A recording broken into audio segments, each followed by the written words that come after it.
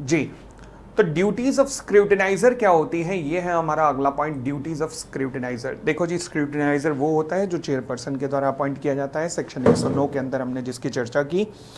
अब स्क्रूटिनाइजर की ड्यूटी क्या होती है, सबसे पहला काम इसका क्या है भाई साहब, कि इंश्योर करना कि पोलिंग प्रोसेस सही ढंग से हो रही है, पोल के सारे रिकॉर्ड्स को मेंटेन रखना। अच्छा, पोल के कौन कौन से रिकॉर्ड्स होते हैं जिन्हें इसे मेंटेन करना है, पोल पेपर वगैरह, रजिस्टर ऑफ मेंबर वगैरह, ये सब इसे मेंटेन रखना, पोलिंग प्रोसेस को ढंग से चलाना और अपनी रिपोर्ट बनाकर चेयरपर्सन के पास सबमिट करना, जिस रिपोर्ट के अंदर ये भी बताएगा कि कितने वोट फेवर में आए एंड कितने वोट अगेंस्ट में आए।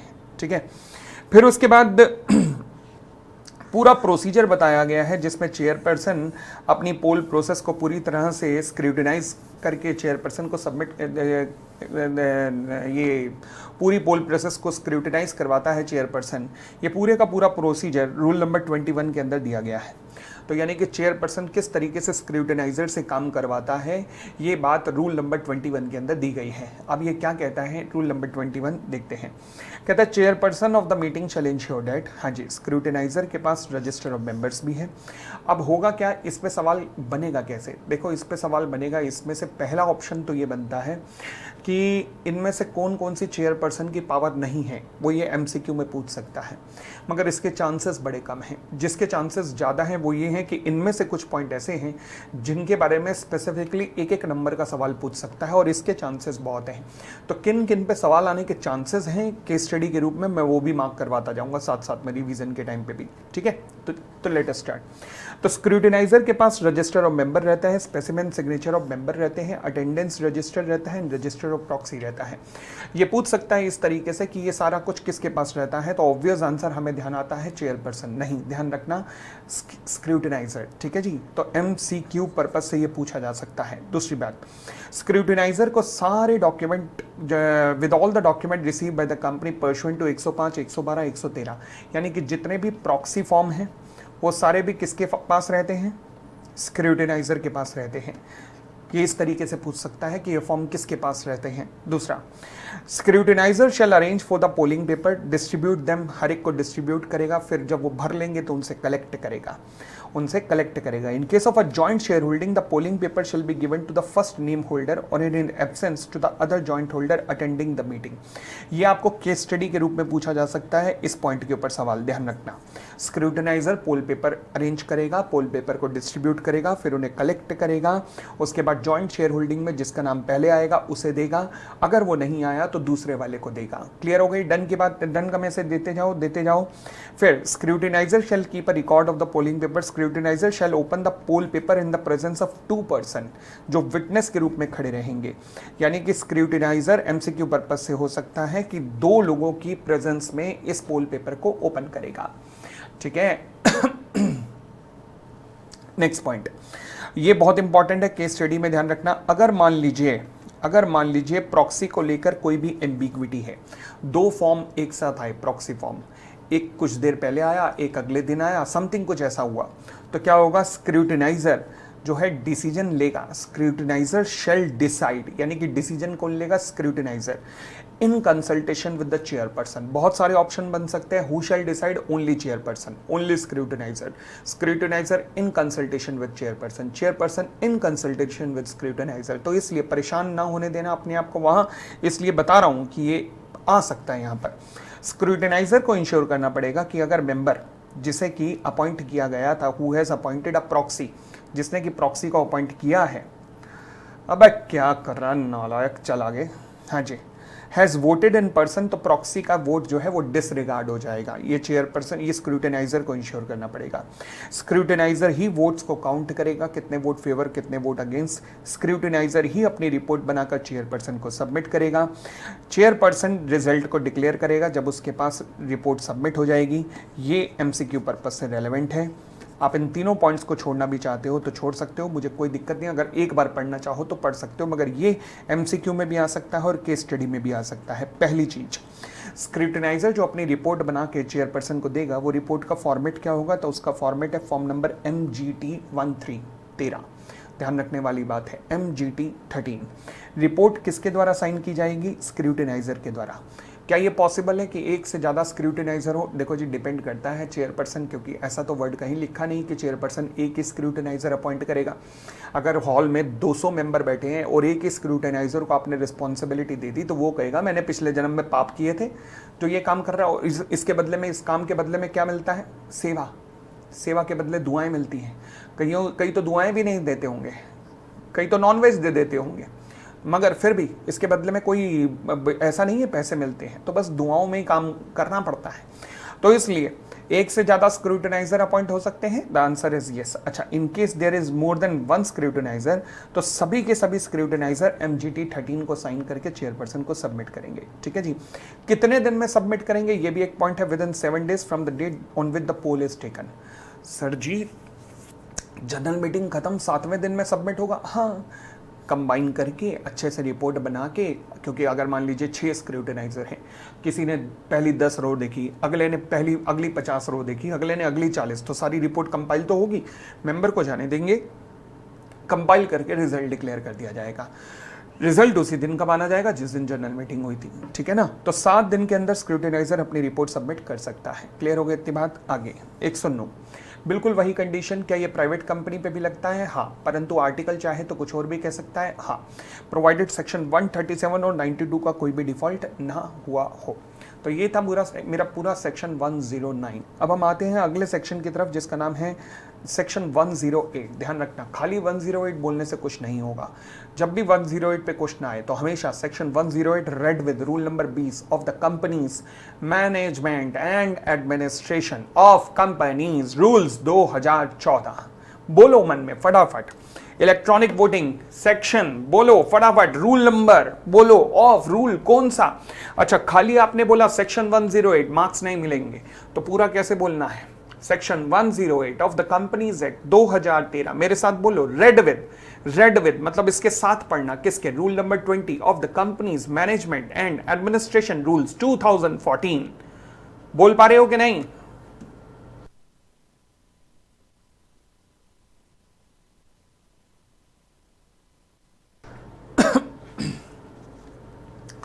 तो कौन सी वो कंपनीज हैं, कौन सी वो कंपनीज हैं जिनके ऊपर ये सेक्शन लगता है?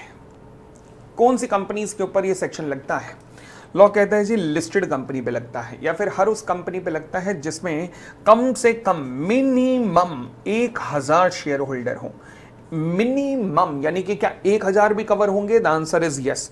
बड़ा बदमाश है एग्जामिनर, जानबूझ के 1000 की फिगर देता है वो, तो संभाल लेना। ठीक है ना, पोपली को रुसवा मत करवा आना वहां पर। तो मिनिमम 1000 शेयर होल्डर्स पे लगता है या फिर लिस्टेड कंपनी में लगता है। ओके, तो वो अपने मेंबर्स को facility to exercise the right to vote at general meeting provide करेंगी। क्या कंपलसरी है क्या? हाँ। कैसे? वर्ड लिखा है शल। क्या लिखा है? शल। क्या प्राइवेट कंपनी को भी इलेक्ट्रॉनिक मोड से वोटिंग कराने की जरूरत है? बड़ी हाँ। अगर प्राइवेट कंपनी लिस्टेड हैं तो भी लिस्टेड हो सकती हैं प्राइवेट कंपनी, हाँ हो सकती हैं। जिन्हें नहीं पता, अभी हम बेसिक कॉन्सेप्ट्स की रिवीजन करेंगे, वहां देख लेंगे। और दूसरी बात, प्राइवेट कंपनी के अगर 1000 मेंबर हुए तो भी सर क्या मजाक कर दिया हमारा, बताओ कमाल कर दिया आपने। प्राइवेट कंपनी के 200 से मेंबर तो ज्यादा हो ही नहीं सकते। अच्छा, ये कैसे पॉसिबल है? तुमने कहा ओहो सर, मैंने कहा हाँ बोलो ना।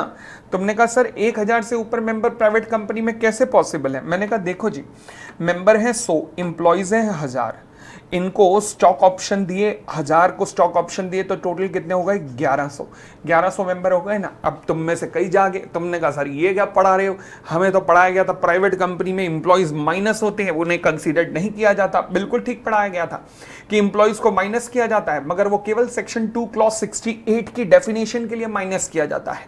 बाकी हर सेक्शन के लिए वो मेंबर हैं। क्या उन्हें वोट डालने का अधिकार है? हाँ। क्या उन्हें नोटिस ऑफ मीटिंग जाएगा? हाँ। क्या वो कोरम में काउंट होंगे? हाँ। हर अधिकार है उनके पास। क्या उन्हें बोनस मिलेगा? हाँ। क्या डिविडेंड मिलेगा? हाँ। क्या राइट मिलेगा? हाँ। बाकी सारे अधिकार उन्हें मेंबर वाले दिए गए हैं, तो इसलिए बाकी हर सेक्शन में वो काउंट होंगे, सिवाय सेक्शन 2 क्लॉज 68 के, जिसमें वो काउंट नहीं होंगे। क्लियर?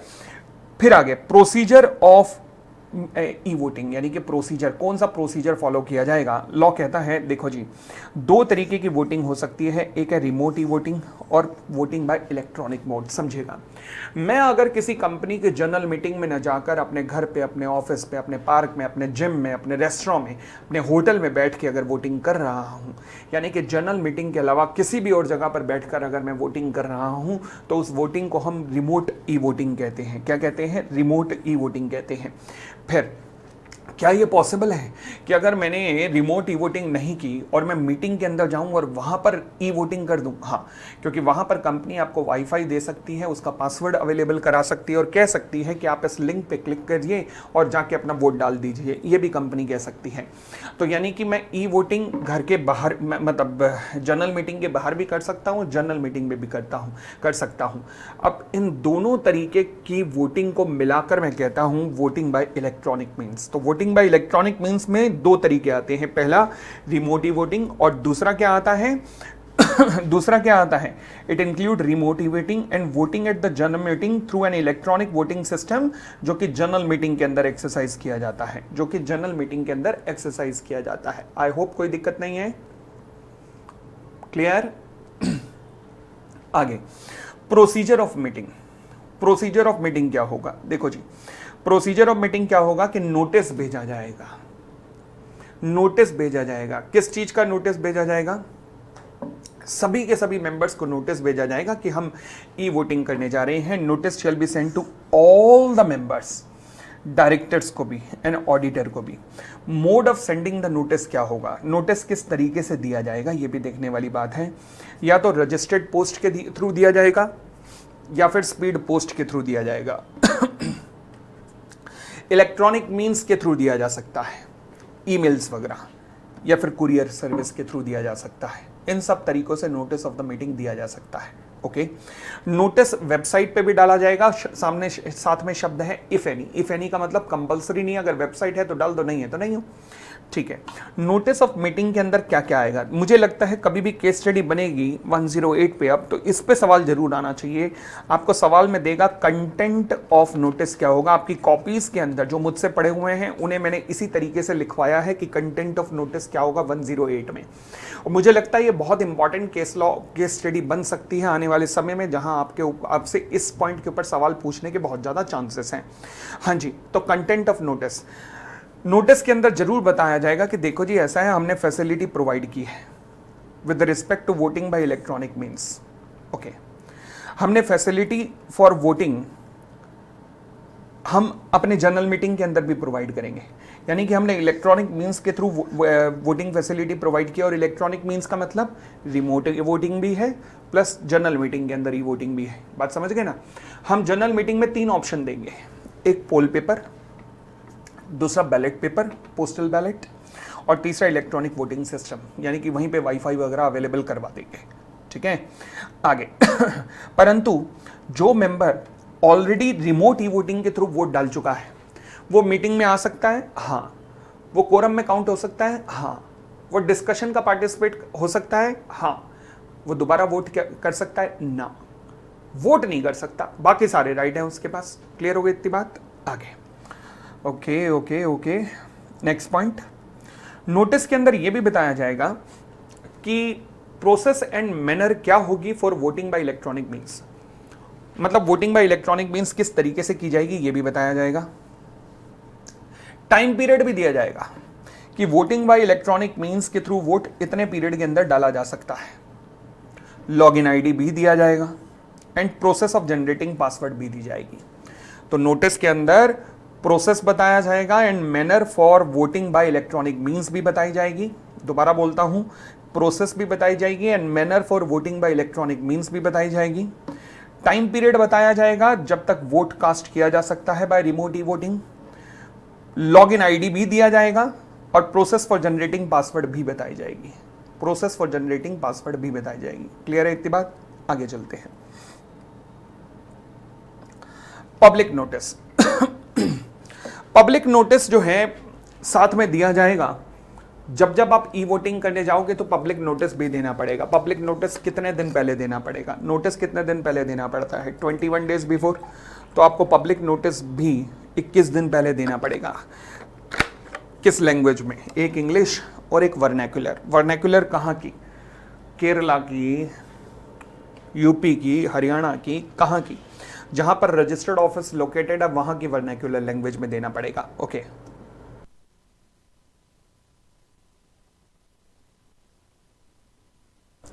एडवर्टाइजमेंट के अंदर भी वो सब कुछ आएगा जो हमने ऊपर पढ़ा। User ID, process to generate password, ये फैक्ट कि जिसने वोट डाला वो मीटिंग में आ सकता है परंतु वो वोट दोबारा नहीं कर सकता, मेंबर्स के पास दोबारा वोटिंग की सुविधा रहेगी। सब कुछ जो भी आपने नोटिस ऑफ मीटिंग में लिखा है वो सब कुछ यहां पे पिल सकते हो। समझ गए? बिल्कुल यही का यही यहां पिल सकते हो, कोई दिक्कत नहीं। आगे, ये वोटिंग कितने दिन तक ओपन रहती है? मिनिमम 3 दिन तक, मिनिमम 3 दिन तक। बट हर हालत में इसे जिस दिन जनरल मीटिंग है उससे एक दिन पहले शाम को 5 बजे बंद हो जाना पड़ेगा। 20 अगस्त की मीटिंग है, 19 अगस्त शाम को 5 बजे बंद हो जाएगी। 22 अगस्त की मीटिंग है, हर हालत में 21 अगस्त शाम को 5 बजे बंद हो जाएगी। समझ गए? चले, फैसिलिटी ब्लॉक्ड हो जाएगी जैसे ही 5 बजेंगे, उसके बाद ब्लॉक्ड है, अब कोई मेंबर वोट नहीं डाल पाएगा। ओके। उसके बाद स्क्रूटिनाइजर अपॉइंट किए जाएंगे। स्क्रूटिनाइजर का अपॉइंटमेंट कौन करेगा? Board of director. ये कौन होने चाहिए? मैं कह सकता हूं practising professional. Practising professional, company के एम्प्लॉय तो हो ही नहीं सकते, तो practising professional like chartered accountant, like CS, like CMA, like any other professional और एडवोकेट। ठीक है, जो एम्प्लॉयमेंट में नहीं होने चाहिए। आगे, स्क्रूटिनाइजर क्या कुछ और लोगों की मदद ले सकता है? हाँ, प्रोवाइडेड वो भी कंपनी के एम्प्लॉय ना हो और उन्हें पता हो अच्छा खासा सेक्शन 108 के बारे में। बड़ी सीधी सी बात है, किसकी मदद देगा? अपने आर्टिकल की, क्योंकि आर्टिकल से अच्छा ज्ञान किसे होगा? समझ गए ना? आगे बढ़ते हैं। जनरल मीटिंग के अंदर अब क्या क्या स्टेप्स लिए जाएंगे? जनरल मीटिंग के अंदर सबसे पहले होगी डिस्कशन। डिस्कशन के बाद फिर शुरू होगी वोटिंग। वो वोट नहीं डाल सकते जिन्होंने already vote remote e vote में डाल दिया है। वोटिंग जनरल मीटिंग में कितने तरीकों से होती है? 3, अभी मैंने ऑलरेडी बात की। पहला तरीका क्या है? पहला तरीका, एक तो तुम हाँ नहीं बोलते ना, पहला तरीका क्या है? पोल, दूसरा बैलेट पेपर, तीसरा ई वोटिंग। तो तीनों तरीकों से हो सकती है। ठीक है, आगे नेक्स्ट पॉइंट, कंक्लूजन होने के बाद, मीटिंग कंक्लूड होने के बाद स्क्रूटिनाइजर वोट की काउंटिंग करेगा। सबसे पहले उनकी काउंटिंग कर ले भाई जो मीटिंग में आए हुए हैं, ताकि वो जल्दी फ्री हो जाएं।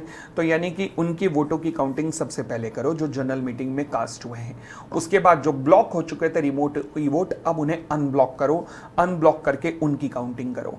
अब एक कंसोलिडेटेड रिपोर्ट बनाओ। कंसोलिडेटेड रिपोर्ट का मतलब होता है एक ऐसी रिपोर्ट बनाओ जिसके अंदर ये दे दो कि कितने वोट रिमोट वोटिंग के थ्रू डले, कितने वोट जनरल मीटिंग में डले, और इसकी एक कंसोलिडेटेड रिपोर्ट बनाकर चेयरपर्सन को सबमिट कर दो with in 3 days of the conclusion of the meeting. ठीक है जी। जिस दिन ये रिपोर्ट सबमिट होगी उसी दिन इमीडिएटली चेयरपर्सन अपना रिजल्ट डिक्लेयर कर देगा। रेजोल्यूशन चाहे जिस दिन भी डिक्लेयर हो, मगर माना जाएगा कि ये उसी दिन का है जिस दिन जनरल मीटिंग हुई थी। क्लियर हो गई इतनी बात? ये क्या है? सेक्शन 108, जिसे इलेक्ट्रॉनिक वोटिंग कहते हैं। उसके बाद हमारा अगला सेक्शन आज का है सेक्शन 110, जिसे पोस्टल बैलेट कहते हैं। कभी भी पोस्टल बैलेट ना कहना, 110 ना कहना। क्या कहोगे? Section 110 of Company Act 2013 read with rule number 22 of the Companies Management and Administration Rule 2014। अरे भाई बोलो ना हाँ। क्लियर? तो पोस्टल बैलेट का मतलब क्या होता है? पोस्टल बैलेट का मतलब है जब शेयर होल्डर पोस्टल के द्वारा या फिर इलेक्ट्रॉनिक मींस के द्वारा वोट करते हैं तो इसे पोस्टल बैलेट कहते हैं। ये प्रोसेस कब अपनाई जाती थी? जब इलेक्ट्रॉनिक मींस नहीं था। किसी कंपनी के लाखों मेंबर हैं, रिलायंस इंडस्ट्रीज के 30 लाख मेंबर हैं। आजकल तो खैर इलेक्ट्रॉनिक वोट आ गया है, बट जब इलेक्ट्रॉनिक वोट नहीं था 2013 से पहले, तो उस वक्त की कल्पना करो। तब लाखों मेंबर के साथ रिलायंस बैठी होती थी और अगर मान लीजिए कोई बहुत बड़ा डिसीजन लेना है, चेंज ऑफ बिजनेस, तो 32 लाख मेंबर होने के बावजूद मीटिंग में पहुंचते थे 200-300 और वो 200-300 लोग लाखों मेंबर के भविष्य का फैसला ले लेते थे। क्या ये गलत नहीं था? इसलिए लॉ मेकर ने कहा कि हम ज़्यादा से ज़्यादा लोगों को पार्टिसिपेट करवाना चाहते हैं डिसीजन मेकिंग में, इसलिए कॉन्सेप्ट बनाया गया पोस्टल बैलेट का, जिसमें हम लोगों के घरों पर चिट्ठियाँ भेजेंगे और चिट्ठियों से ही उनसे जवाब आएगा कि हाँ जी फेवर में है या अगेंस्ट में है, ताकि ज़्यादा से ज़्यादा लोग पार्टिसिपेट कर सकें। लेटर ऑन क्योंकि इलेक्ट्रॉनिक वोटिंग आ गया जो पोस्टल बैलेट से भी अच्छा माध्यम था, तो 108 सेक्शन 108 बन गया और उसी के साथ में पोस्टल बैलेट के अंदर भी उसको भी जिंदा रखा गया पोस्टल बैलेट को। और जिंदा क्यों रखा गया उसका भी मतलब बताता हूं। पोस्टल बैलेट को भी जिंदा रखा गया और यह लिख दिया गया कि पोस्टल बैलेट जो है पोस्ट के थ्रू तो हो ही सकता है, साथ में इलेक्ट्रॉनिक मोड के थ्रू भी कर सकते हो, मुझे कोई दिक्कत नहीं है। अब पोस्टल बैलेट को क्यों जिंदा रखा गया ये भी समझने वाली बात है। देखो ये जो ई वोटिंग का सिस्टम है, इलेक्ट्रॉनिक वोटिंग वाला सिस्टम, ये उस कंपनी पे लगता है जिसके मिनिमम 1000 शेयर होल्डर हों, और पोस्टल बैलेट उन कंपनी पे लगता है जिन पे मोर देन 200 मेंबर्स हों। ठीक है ना? तो यानी कि क्या मैं कह सकता हूं 200 से 1000 के बीच के शेयर होल्डर्स की एक चेन ऐसी थी जो अभी रह गई थी, जो एक बड़ी कंपनी है और जिसके 600-700 मेंबर हों, वहां पे भी अगर 8-10 मेंबर आगे भविष्य का फैसला ले लें तो दिक्कत है। तो इसलिए पोस्टल बैलेट कम नंबर पे अप्लाई किया गया, तो इसलिए सेक्शन आज भी जिंदा है, आज भी जिंदा है। ठीक है, अगली बात, जब सेक्शन 108 लगता है यानी कि इलेक्ट्रॉनिक मोड से मीटिंग करते हो तो मीटिंग होती है, जनरल मीटिंग होती है। ये और बात है कि आप मीटिंग के बाहर भी रिमोट वोट कर सकते हो, मगर मीटिंग जरूर होती है। परंतु जब पोस्टल बैलेट होता है तो वहां जनरल मीटिंग की जरूरत नहीं होती, यानी कि जब पोस्टल बैलेट होगा तो जनरल मीटिंग नहीं होगी। इस बात को ध्यान रख लेना, ये जो मैं डिफरेंस बोलने जा रहा हूं। तीसरी बात, सबसे इंपॉर्टेंट चीज जो मैं कॉन्सेप्ट बताने जा रहा हूं वो क्या, रिसेंटली लॉ मेकर्स ने अब एक चेंज मारा। वो चेंज क्या था? ए लिमिटेड।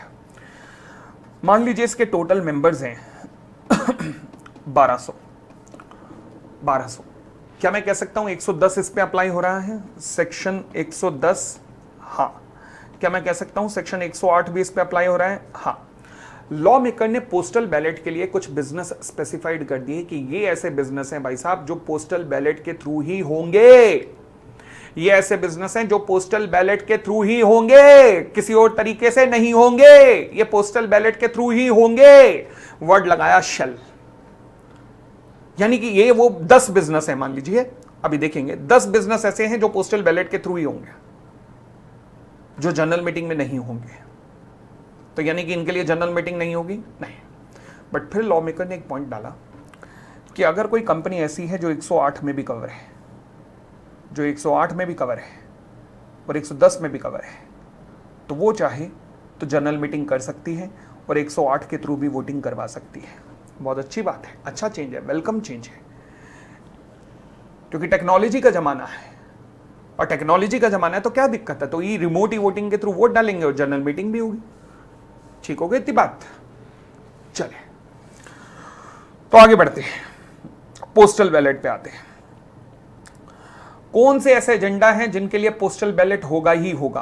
तो दो तरीके के हैं, एक है शेल नेचर के, एक है मे नेचर के। शेल नेचर का मतलब क्या है? जिन्हें पोस्टल बैलेट के थ्रू ही किया जाएगा, और मे जिन्हें किया भी जा सकता है, जिन्हें नहीं भी किया जा सकता, दोनों ऑप्शन है। ओके, अच्छा, कहता है कंपनी शेल, कुछ ऐसे बिजनेस हैं जो केवल पोस्टल बैलेट के थ्रू ही होंगे, अभी देखते हैं। और फिर मे का मतलब क्या है? मे का मतलब है बकरी वाला मे नहीं है, मे कौन सा मे? कर सकते हो। कुछ ऐसे बिजनेस हैं जो कि आप पोस्टल बैलेट से कर सकते हो, आपकी इच्छा पर है। देखो जी, आपकी इच्छा पर, करना चाहते हो करो, नहीं करना चाहते ऐसी तैसी कराओ, और क्या। May in respect of any item of business, हाँ जी, बट ध्यान रखना अदर देन ऑर्डिनरी बिजनेस। मतलब ऑर्डिनरी बिजनेस पोस्टल बैलेट के थ्रू नहीं होंगे, वो जनरल मीटिंग में ही होंगे। Okay, and any business in respect of which director और auditor have a right to be heard. For example, अगर डायरेक्टर को आप हटाना चाह रहे हो, removal of director, removal of auditor, तो ऐसे चीजों के लिए जनरल मीटिंग करनी पड़ेगी। उन्हें को सुनवाई का मौका तो दो। क्या वो चिट्ठियां लिखेंगे? सभी ने निवेदन यह है कि मेरे साथ गलत हो रहा है, अत्याचार हो रहा है, मेरे साथ दुर्भावना हो रही है, मेरे साथ ये हो रहा है, मेरे साथ वो हो रहा है। मेंबर की आंखों में आंसू लाओगे चिट्ठियां लिख लिख के? नहीं नहीं नहीं, जो कहना है वहाँ मीटिंग के अंदर खड़े हो जाना। तो इसलिए हर वो बिजनेस जहाँ पर डायरेक्टर या ऑडिटर को बोलने का अधिकार है वहाँ पर पोस्टल बैलेट नहीं होगा। ऑर्डिनरी बिजनेस में पोस्टल बैलेट नहीं होगा। बाकी सभी बिजनेस के लिए कंपनी चाहे तो पोस्टल बैलेट कर सकती है, कंपनी के ऑप्शन पर है। बट 10 ऐसे बिजनेस हैं जिनके लिए पोस्टल बैलेट ही होगा, शल। एक तो तुम हाँ नहीं बोलते, काश कोई हाँ देता होता। हाँ जी, फिर कहता है any item of business required to be transacted by the mean of postal ballot only, यानी कि वो जो शेल नेचर के हैं उनको भी जनरल मीटिंग में ट्रांजैक्ट किया जा सकता है, उनको भी जनरल मीटिंग के अंदर डील किया जा सकता है। Which is required by a company which is required to provide e voting, यानी कि हर वो कंपनी जो कि सेक्शन 108 में कवर है, वो उन एजेंडा जो कि पोस्टल बैलेट के लिए ही हैं, जो शेल नेचर के हैं, उन्हें भी सेक्शन 108 में कवर कर सकती है। यानी कि उनके लिए जनरल मीटिंग भी हो सकती है और इलेक्ट्रॉनिक वोटिंग से इलेक्ट्रॉनिक मोड से वोटिंग भी हो सकती है। ये वो पॉइंट है जिसके ऊपर अब केस स्टडी बनेगी। पोपली की जबान है ये, और ये जबान क्या 18 साल का एक्सपीरियंस है, बता रहा हूं इस पॉइंट के ऊपर केस स्टडी बनने वाली है। नवंबर दूर नहीं। आगे फिर कहता है 1% कंपनी एंड वो कंपनियां जिनके मेंबर्स 200 तक हैं, they are not required to transact any business through postal ballot. यानी कि पोस्टल बैलेट कब लगेगा? 200 से ऊपर। दोबारा बोलता हूं, 200 से ऊपर लगेगा पोस्टल बैलेट। क्लियर हो गई इतनी बात? और आगे procedure for resolution by the postal ballot, तरीका क्या होगा? देखो जी, पोस्टल बैलेट का मतलब जनरल मीटिंग तो होनी नहीं, तो मेंबरों के घर क्या जाएगा? चिट्ठियां। ना चिट्ठी न कोई संदेश, समझ गए? फिलहाल एल्बम आने वाली है मेरी जल्दी ही जिसमें एक से एक बेहतरीन गाने आ रहे हैं, नए नए किस्म के गाने।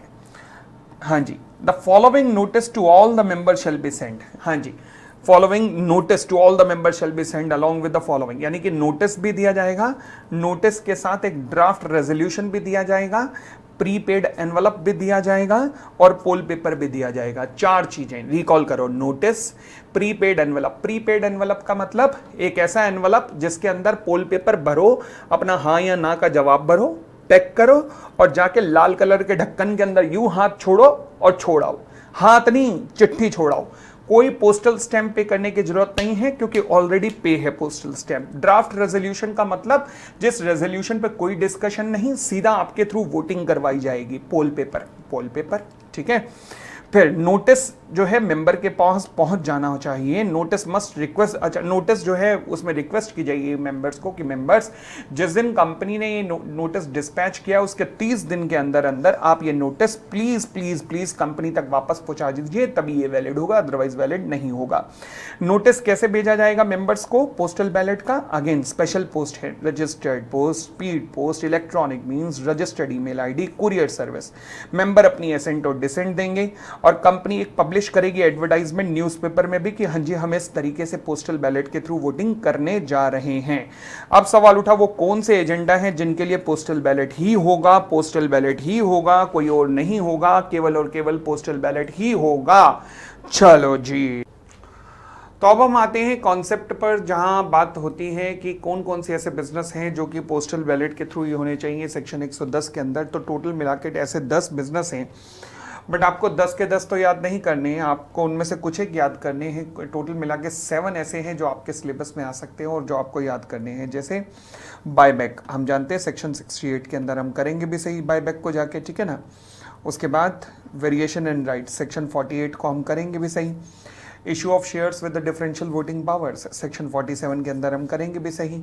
Registered office from one location to another outside the local limit of any city town or village, मतलब CTV से बाहर जाना करेंगे हम जब मेमोरेंडम ऑफ एसोसिएशन करेंगे तो।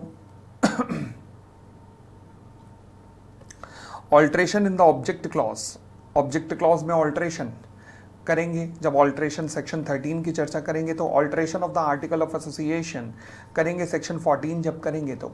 ठीक है जी, ये मेमोरेंडम के टॉपिक हैं। Sale of the whole or substantially the whole of the undertaking of the company, याद मत करना, सीए फाइनल का टॉपिक है, सेक्शन 180, याद करने की जरूरत नहीं है इसे। उसके बाद giving loan or extending guarantee, section 186, again CA final का टॉपिक है, याद करने की जरूरत नहीं है। Election of a director under section 151, अगर हो जाए तो ये याद कर लेना बस, तभी मैंने कहा 7 कर लेना 7, तो इसलिए election of director under section 151। फिर change in the object for which the company raise money from the public, section 27 में प्रोस्पेक्टस में हमने कॉन्सेप्ट पढ़ा था कि अगर कंपनी ने पब्लिक से प्रोस्पेक्टस के थ्रू पैसा रेज किया और कहा कि इस पैसे को अपन लोग लगाना चाहते हैं, कहाँ पर लगाना चाहते हैं, कपड़ों में, और कपड़े के लिए पैसा मंगवाया और उसे उठा के स्टील में लगवा दिया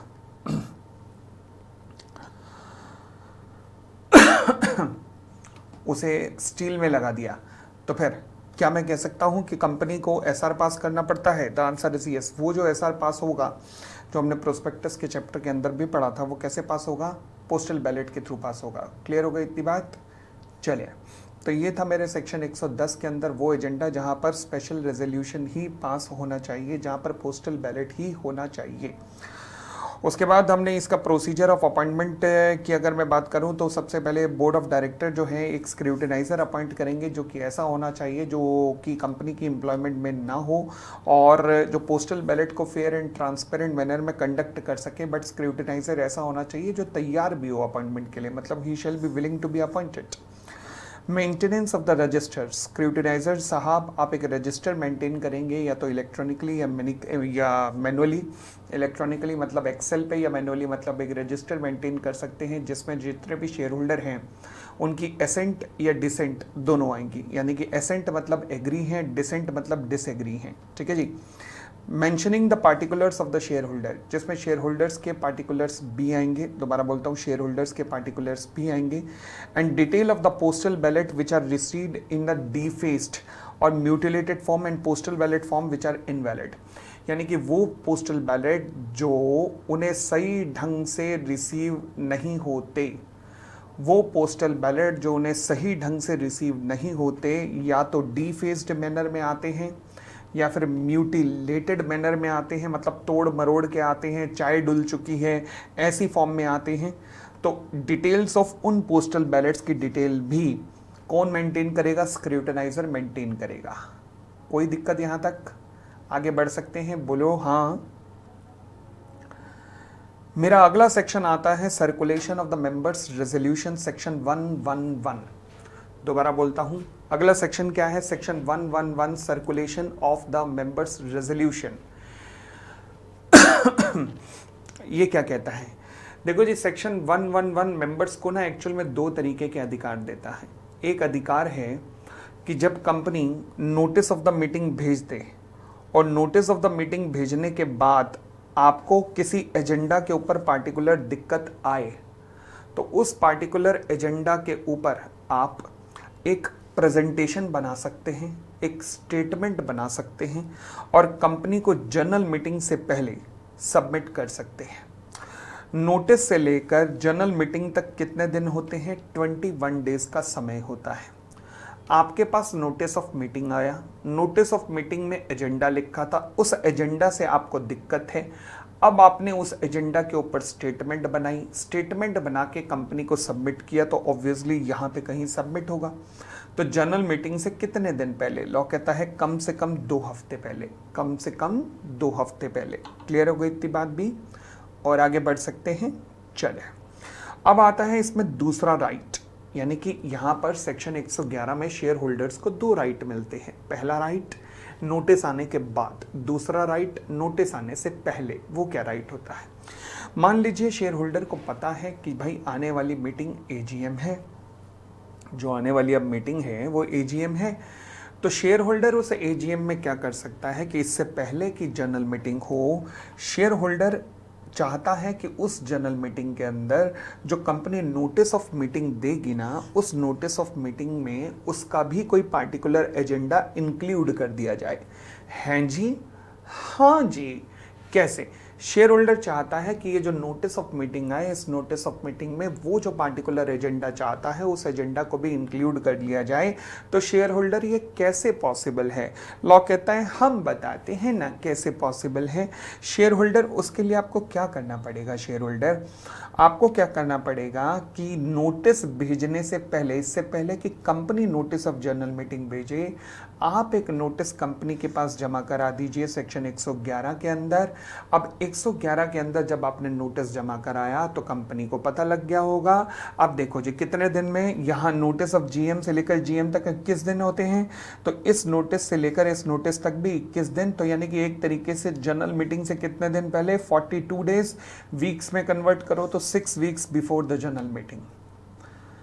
6 weeks before the general meeting, clear हो गया? तो जहां 6 weeks before the general meeting आपको अपना नोटिस जमा कराना पड़ेगा, जिसमें आप कहोगे कि कंपनी जब आप नोटिस ऑफ मीटिंग यहां पर भेजोगे, नोटिस ऑफ जनरल मीटिंग, तो उसके अंदर मेरी इच्छा है कि ये रेजोल्यूशन भी प्रपोज कर देना। ठीक हो गई इतनी बात? तो इसे कहते हैं रेजोल्यूशन मोड। क्या कहते हैं? Resolution mode. आगे चलते हैं।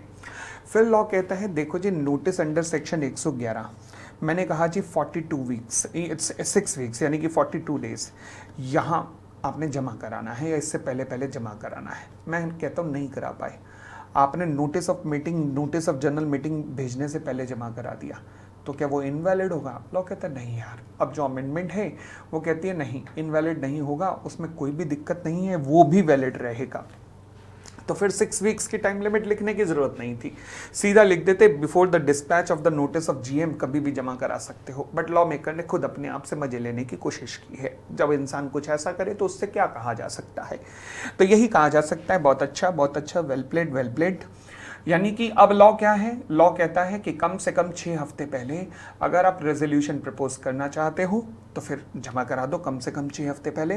बट कम से कम 6 हफ्ते पहले नहीं भी करा पाए तो भी कोई दिक्कत नहीं, नोटिस ऑफ जनरल मीटिंग भेजने से पहले करा देना। वाह वाह वाह वाह, कसम से ऐसा करता है जिसने बनाया होगा ना उसकी नज़र उतार लो लाल मिर्चों से। हाँ जी। सवाल उठा सेक्शन 111 के अंदर, कोई भी आंडू पांडू उठ के ये कह सकता है कि हाँ जी मैं अभी रेजोल्यूशन मोड मूव करना चाहता हूं, कोई भी उठ के कह सकता है? The answer is no. समझ आया? नहीं। तो कोई भी ऐसे पांडू शांडू ऐसे कुछ नहीं कह सकता। तो इसके लिए एलिजिबिलिटी चाहिए। यस, क्या एलिजिबिलिटी चाहिए? वही जो सेक्शन 100 में है। सेक्शन 100 में क्या एलिजिबिलिटी है? पूरा लिख के आना पेपर में। बात समझ आई? पता लिखा है कि वही जो सेक्शन 100 में है, वो भी कोई अच्छा वही वाली, ओ ऐसा थोड़ा होता है। तो पूरा 100 लिखना पड़ेगा।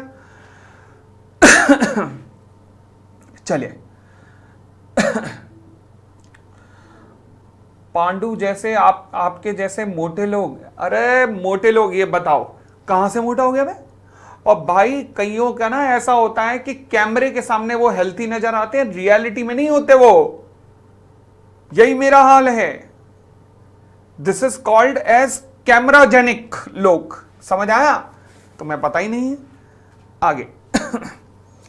फिर ड्यूटी ऑफ द कंपनी। अच्छा, कंपनी के पास जब भी ये जमा होगा तो कंपनी क्या करेगी? नोटिस देगी मेंबर्स को, कोई भी वो रेजोल्यूशन जो प्रपोज टू बी मूव्ड है, कोई भी वो रेजोल्यूशन जो कि प्रपोज टू बी मूव्ड है, या फिर सर्कुलेट करेगी मेंबर्स को। क्या? कोई भी वो जो स्टेटमेंट जो उसके पास जमा हुई है। तो पहले किसके लिए है? रेजोल्यूशन मोड के लिए, कि कोई भी वो रेजोल्यूशन जो कि प्रपोज किया जा रहा है आने वाली जनरल मीटिंग में, जो 6 वीक्स पहले जमा हुआ होगा, या फिर कोई भी स्टेटमेंट जो कि प्रपोज एजेंडा पे दी गई है जो कि 2 हफ्ते पहले जमा हुई होगी। बोलो ना हाँ। बढ़ सकते हैं आगे।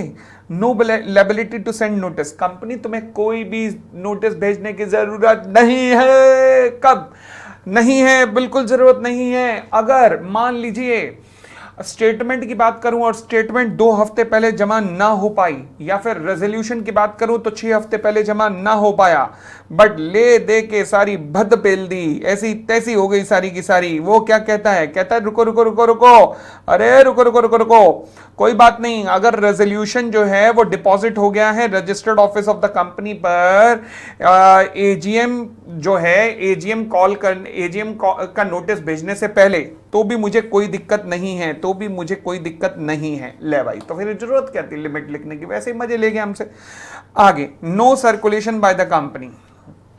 अब मान लीजिए एक मेंबर ने स्टेटमेंट भेजी, स्टेटमेंट के अंदर उसने कंपनी के खिलाफ नॉन वेज शब्दों का प्रयोग किया कि ये डायरेक्टर ढक्कन है, लिख दिया ढक्कन है। क्या ये गलत नहीं है? क्या ये गलत नहीं है? गलत है ना। तो फिर अगर सेंट्रल गवर्नमेंट सेटिस्फाई है कि ये जो राइट है नोटिस भेजने का, इससे आपने नीडलेस पब्लिसिटी यूज की है, नीडलेस पब्लिसिटी लेने की कोशिश की है, तो फिर क्या होगा? टैन टैन टैन, यानी कि फिर कंपनी जो है इसको नहीं भेजेगी, इस नोटिस को नहीं भेजेगी। क्लियर हो गई इतनी बात? आगे बढ़ सकते हैं। चलिए next point, appointment of representative. Appointment of representative, अभी तक हमने कॉन्सेप्ट किया था प्रॉक्सी का। सेक्शन कौन सा था? सेक्शन 105। अब हम कॉन्सेप्ट करने जा रहे हैं रिप्रेजेंटेटिव का। 112 से पहले मैं चाहता हूं कि 113 करें। पहले 113 क्या कहता है? देखो जी, 113 कहता है, 113 कहता है कि मान लीजिए ए लिमिटेड जो है वो दूसरी कंपनी जेड लिमिटेड के शेयर होल्ड करती है, तो क्या एक कंपनी दूसरी कंपनी के शेयर होल्ड कर सकती है? द आंसर इज हाँ। क्या दिक्कत है? बिल्कुल कर सकती है। ओके, तो अब कौन किसकी मीटिंग में जाएगा? ए लिमिटेड यानी कि शेयर होल्डर है जेड लिमिटेड का, तो शेयर होल्डर या मेंबर के रूप में ए लिमिटेड मीटिंग अटेंड करने जाएगी जेड लिमिटेड का। हाँ जी, क्या ऐसा होगा कि उस दिन बोर्ड से कोई महिला निकलेगी और ऐसे जाएगी स्टाइल मारते हुए? The answer is no. अरे कैसी बातें कर दी आपने। हाँ जी, ऐसा थोड़ा ना होगा। तो कंपनी तो जा नहीं सकती, बोर्ड में से महिला निकल नहीं सकती, तो इसलिए कंपनी के बिहाफ पर कोई और व्यक्ति जाएगा कंपनी को रिप्रेजेंट करते हुए। तो क्या वो कंपनी का प्रॉक्सी है? यार ये तो गलत है। प्रॉक्सी तो इंडिविजुअल का मुझे कहना चाहिए, क्योंकि इंडिविजुअल वो व्यक्ति है जो कि आ सकता था परंतु आया नहीं है। यहां पर कंपनी तो आ ही नहीं सकती, तो ऑब्वियसली इसके बदले कोई और ही आएगा। तो इसलिए जो कंपनी का प्रॉक्सी होता है उसे हम ज्यादा पावर देनी होती है, इसलिए उसको नाम दे दिया गया रिप्रेजेंटेटिव। क्या नाम दे दिया गया? रिप्रेजेंटेटिव। है ये भी प्रॉक्सी, बट क्योंकि इसके अंदर पास पावर ज्यादा है तो ये रिप्रेजेंटेटिव नाम दे दिया। अब रिप्रेजेंटेटिव के पास वो समस्त पावर होती है जो किसी मेंबर पर्सनली प्रेजेंट के पास होती है। मतलब क्या ये कोरम में काउंट हो सकता है? हाँ। क्या ये शो ऑफ हैंड पे वोट डाल सकता है? हाँ भाई हाँ। क्या ये अपना अलग प्रॉक्सी अपॉइंट कर सकता है? हाँ हाँ हाँ। यानी कि वो सारे अधिकार जो मेंबर पर्सनली प्रेजेंट को मिलते हैं वो इस व्यक्ति को मिलेंगे। अच्छा, दूसरी बात, सर हमने तो लिमिट लगाई थी सेक्शन 105 में प्रॉक्सी के ऊपर कि एक प्रॉक्सी मैक्सिमम 50 मेंबर को रिप्रेजेंट कर सकता है जिनके पास मैक्सिमम 10% की वोटिंग पावर होगी। बेटा वो 105 था, छोड़ा है हम वो गलियां, ये 113 है। यहां पे ऐसी कोई लिमिट नहीं है क्योंकि ये रिप्रेजेंटेटिव की चर्चा कर रहे हैं। तो क्या ये पॉसिबल है कि एक रिप्रेजेंटेटिव 10 कंपनी को रिप्रेजेंट करे जो कि 50% की वोटिंग पावर होल्ड करती है? Answer is yes yes yes. समझ आई बात? तो ये होता है representative of body corporate. Clear हो गई इतनी बात? Similarly representative of president oblique governor. देखो जी, कई बार ऐसा होता है कि कई कंपनियों में सेंट्रल गवर्नमेंट और स्टेट गवर्नमेंट इन्वेस्ट करती है। जब जब सेंट्रल गवर्नमेंट किसी कंपनी में इन्वेस्ट करती है तो सेंट्रल गवर्नमेंट को शेयर मिलते हैं in the name of the president, और जब स्टेट गवर्नमेंट कहीं पर इन्वेस्ट करती है तो नेम किसके नाम पे मिलते हैं? Shares in the name of the governor. ठीक हो गई इतनी बात? चलिए, तो अब हुआ क्या? आपको लगता है भारत के राष्ट्रपति या किसी राज्य के गवर्नर साहब कंपनियों की मीटिंगें अटेंड करने जाएंगे? The answer is I don't think so. तो यानी कि वो नहीं जाएंगे। तो फिर उनकी जगह कौन जाता है? द आंसर इज उनकी जगह उनके रिप्रेजेंटेटिव जाते हैं। द आंसर इज उनके रिप्रेजेंटेटिव जाते हैं। तो उनके रिप्रेजेंटेटिव को भी वो समस्त पावर है जो किसी मेंबर पर्सनली प्रेजेंट को मिलती है। The answer is yes yes yes. तो रिप्रेजेंटेटिव को वही पावर है जो कि मेंबर पर्सनली प्रेजेंट को मिलती है। बात समझ आई? ना कोई हाँ देता है ना कोई ना देता है। हाँ जी, फिर अगला कॉन्सेप्ट कौन सा है मेरा? रेजोल्यूशन। रेजोल्यूशन का मतलब देखो जी, जब किसी चीज को प्रपोज किया जाता है ना तो उसे मोशन कहते हैं। मोशन वो नहीं है नालायकों जो सोच रहे हो शिव शिव शिव शिव शिव। हाँ, मोशन का मतलब क्या? प्रस्ताव, प्रस्ताव जो रखा गया मेंबर के सामने, फिर मेंबर उस पर वोट करते हैं, वोट होने के बाद वो क्या बन जाता है? रेजोल्यूशन। बात समझ आ गई? तो क्या हर मोशन पे रेजोल्यूशन होता ही होता है? ना ना ना ना। क्यों? क्योंकि कई बार फॉर एग्जांपल अगर मैं बात करूं, जैसे कि मान लीजिए एडजर्नमेंट ऑफ मीटिंग का, एडजर्नमेंट ऑफ मीटिंग की अगर मैं बात करूं, एडजर्नमेंट ऑफ मीटिंग का मोशन सामने रखा गया, सारे मेंबर तड़प रहे थे, तड़प रहे थे, अबे बसकर बसकर थके हुए हैं, बसकर। तो यानी कि इस पे तो वोट डालने की भी जरूरत नहीं पड़ी। चेयरपर्सन ने कहा हां ब्रेक चाहिए इतनी सी बात थी, मेंबर उठ के बाहर, रेजोल्यूशन की जरूरत ही नहीं पड़ी। तो क्या यह पॉसिबल है कि किसी मोशन पे बिना रेजोल्यूशन के, मोशन तो हो कोई चीज बट रेजोल्यूशन ना बने? The answer is yes, possible है कि जब उस पर वोटिंग ना हो, for example adjournment of meeting. समझ आ गई बात? आगे, वैसे दो तरीके के रेजोल्यूशन होते हैं, एक होता है ऑर्डिनरी रेजोल्यूशन और एक होता है स्पेशल रेजोल्यूशन। ऑर्डिनरी रेजोल्यूशन का मतलब होता है कि ऐसी सिचुएशन जहां पर वोट इन फेवर ज्यादा है वोट्स अगेंस्ट से, और स्पेशल रेजोल्यूशन का मतलब होता है एक ऐसी सिचुएशन जहां वोट्स इन फेवर ज्यादा हैं या बराबर हैं 3 गुना ऑफ वोट्स अगेंस्ट के। समझ आ गई बात? भाई पहले बोलो ना हाँ। अगली बात, अगली बात देखो जी, लॉ में लिखा है OR, आर्टिकल ने कर दिया SR। कौन सा पास होना ज्यादा मुश्किल है? SR। लॉ में लिखा है OR, आर्टिकल ने कर दिया SR, क्या ये पॉसिबल है? लॉ कहता है हाँ, ज्यादा टफ कर दिया, अच्छी बात है, मुझे क्या प्रॉब्लम है, बट लॉ में लिखा है SR, तुमने कर दिया OR, ये अलाउ नहीं है। लॉ में लिखा है SR, आर्टिकल ने कर दिया OR, ये अलाउ नहीं है। बात समझ आ गई? भाई बोलो ना हाँ, बोलो ना हाँ। क्लियर? तो हमारा अगला सेक्शन चल रहा है जी, सेक्शन 115।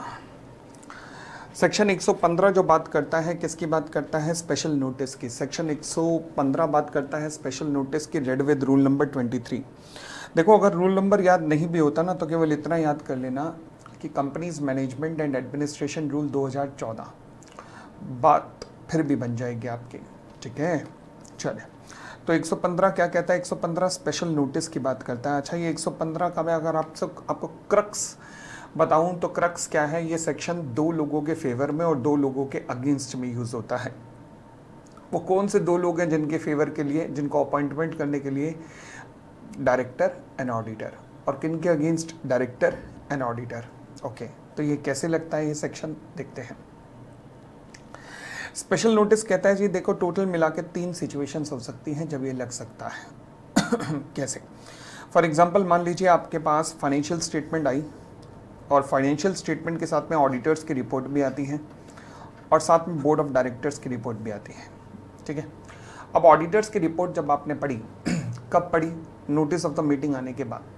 तो नोटिस ऑफ द मीटिंग आया, नोटिस ऑफ द मीटिंग आने के बाद जब आपने ऑडिटर्स की रिपोर्ट पढ़ी तो ऑडिटर्स की रिपोर्ट पढ़ने के बाद आपने कहा यार ये तो गलत है, ये तो ऑडिटर्स की रिपोर्ट तो गलत है, इसने तो लिखा हुआ है अकाउंटिंग स्टैंडर्ड का पालन किया है, जबकि फाइनेंशियल स्टेटमेंट देखने पे लग रहा है कि उसका पालन नहीं हुआ है, तो इसका मतलब इस ऑडिटर को हटाना चाहिए।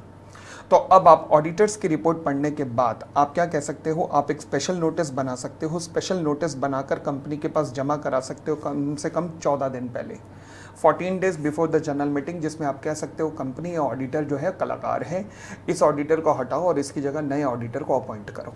ठीक है, तो ऑडिटर के अगेंस्ट और ऑडिटर के फेवर में भी। सिमिलरली बोर्ड ऑफ डायरेक्टर्स की रिपोर्ट भी आती है। बोर्ड ऑफ डायरेक्टर्स की रिपोर्ट में आपने देखा कि एक डायरेक्टर बोर्ड मीटिंग ही अटेंड नहीं करता और कंपनी उसे ही रीअपॉइंट करने जा रही है। तो आपने कहा ये क्या बात हुई? तो आप चाहते हो कंपनी की अगर ऐसा कोई डायरेक्टर है जिसे आप रीअपॉइंट करने जा रहे हो और कंपनी की वो बोर्ड की मीटिंग ही अटेंड नहीं करता, तो कंपनी अच्छा होगा कि उस डायरेक्टर को हटाओ और उसकी जगह पे नया डायरेक्टर को लाओ। तो आप ये रिक्वेस्ट भी दे सकते हो 14 डेज पहले। समझ आए ना? तो ये दोनों चीज़ें कब होंगी? जब नोटिस ऑफ मीटिंग आया। तो ऑडिटर्स रिपोर्ट में आपने ऑडिटर की कार्यस्थानी देखी, बोर्ड रिपोर्ट में आपने बोर्ड ऑफ डायरेक्टर्स की रिपोर्ट में आपने कंसर्न डायरेक्टर की कार्यस्थानी देखी और आपने उसे हटवाना चाहा। इसके अलावा एक और सिनेरियो भी हो सकता है। वो क्या? फॉर एग्जाम्पल मान लीजिए आपको पता लगा कोई जनरल मीटिंग नहीं आ रही, कोई जनरल मीटिंग का नोटिस नहीं आया, परंतु आपको पता लगा कि भैया कंपनी ने फ्रॉड किया है, कंपनी फ्रॉड कर रही है, या कंपनी का पार्टिकुलर डायरेक्टर फ्रॉड कर रहा है। से फॉर एग्जांपल भूषण स्टील में मिस्टर भूषण ने फ्रॉड किया, से फॉर एग्जांपल पुंज लॉयड में मिस्टर पुंज ने फ्रॉड किया, सत्यम में मिस्टर रामलिंगम राजू ने फ्रॉड किया, जेट एयरवेज में मिस्टर नरेश गोयल ने फ्रॉड किया, किंगफिशर में मिस्टर विजय माल्या ने फ्रॉड किया। तो आपको इन इंस्टेंसेस का पता लगा कि कंसर्न डायरेक्टर ने फ्रॉड किया है। अब आप क्या जनरल मीटिंग होने का वेट करोगे? तब तक तो वो तबाही मचा के रख देंगे, तो आप थोड़े ना इतना वेट करोगे। तो अब आप क्या करोगे? बड़ी सिंपल सी बात है। लॉ कहता है अब इस सिचुएशन में कोई नोटिस नहीं आया, कोई जनरल मीटिंग नहीं है शायद, बट अब आप पहले स्पेशल नोटिस बना दीजिए, स्पेशल नोटिस बना दीजिए, और अब आपके स्पेशल नोटिस के बेसिस पर जमा करा दीजिए। और अब आप कंपनी को इंश्योर करना पड़ेगा कि इस स्पेशल नोटिस के सबमिशन के मैक्सिमम 3 महीने के अंदर अंदर कंपनी मीटिंग कर रही है। दोबारा बोलता हूं, इस स्पेशल नोटिस के सबमिट होने के 3 महीने के अंदर अंदर कंपनी मीटिंग कर रही है। तो पहली 2 सिचुएशन, जब नोटिस आने के बाद हुआ कार्यक्रम, रंगारंग कार्यक्रम जो हुआ वो नोटिस आने के बाद हुआ, पहली 2 सिचुएशन में कितने दिन पहले जमा हो जाना चाहिए था? The answer is general meeting से 14 डेज पहले। दोनों केसेस में, चाहे ऑडिटर हो चाहे डायरेक्टर हो, यस।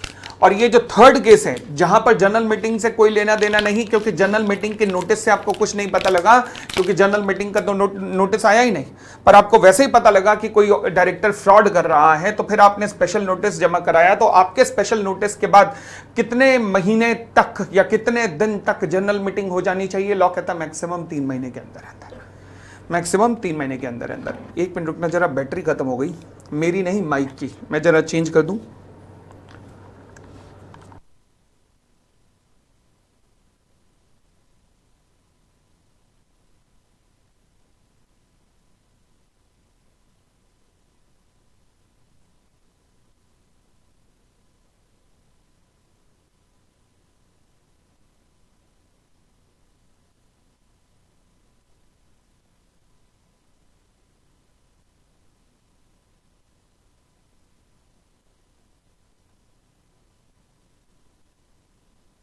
तो ये था जी मेरा सेक्शन 115, ठीक है जी, एलिजिबिलिटी। तो सेक्शन 115 में स्पेशल नोटिस कौन सबमिट कर सकता है? कोई भी आड़ा तिरछा 1 शेयर 10 शेयर लेके जमा करा सकता है? नहीं। तो एलिजिबिलिटी चाहिए। कितनी एलिजिबिलिटी चाहिए? Minimum 1% of the total voting power, और पेड अप शेयर कैपिटल कितनी होनी चाहिए? कम से कम ₹5 लाख की, ठीक है।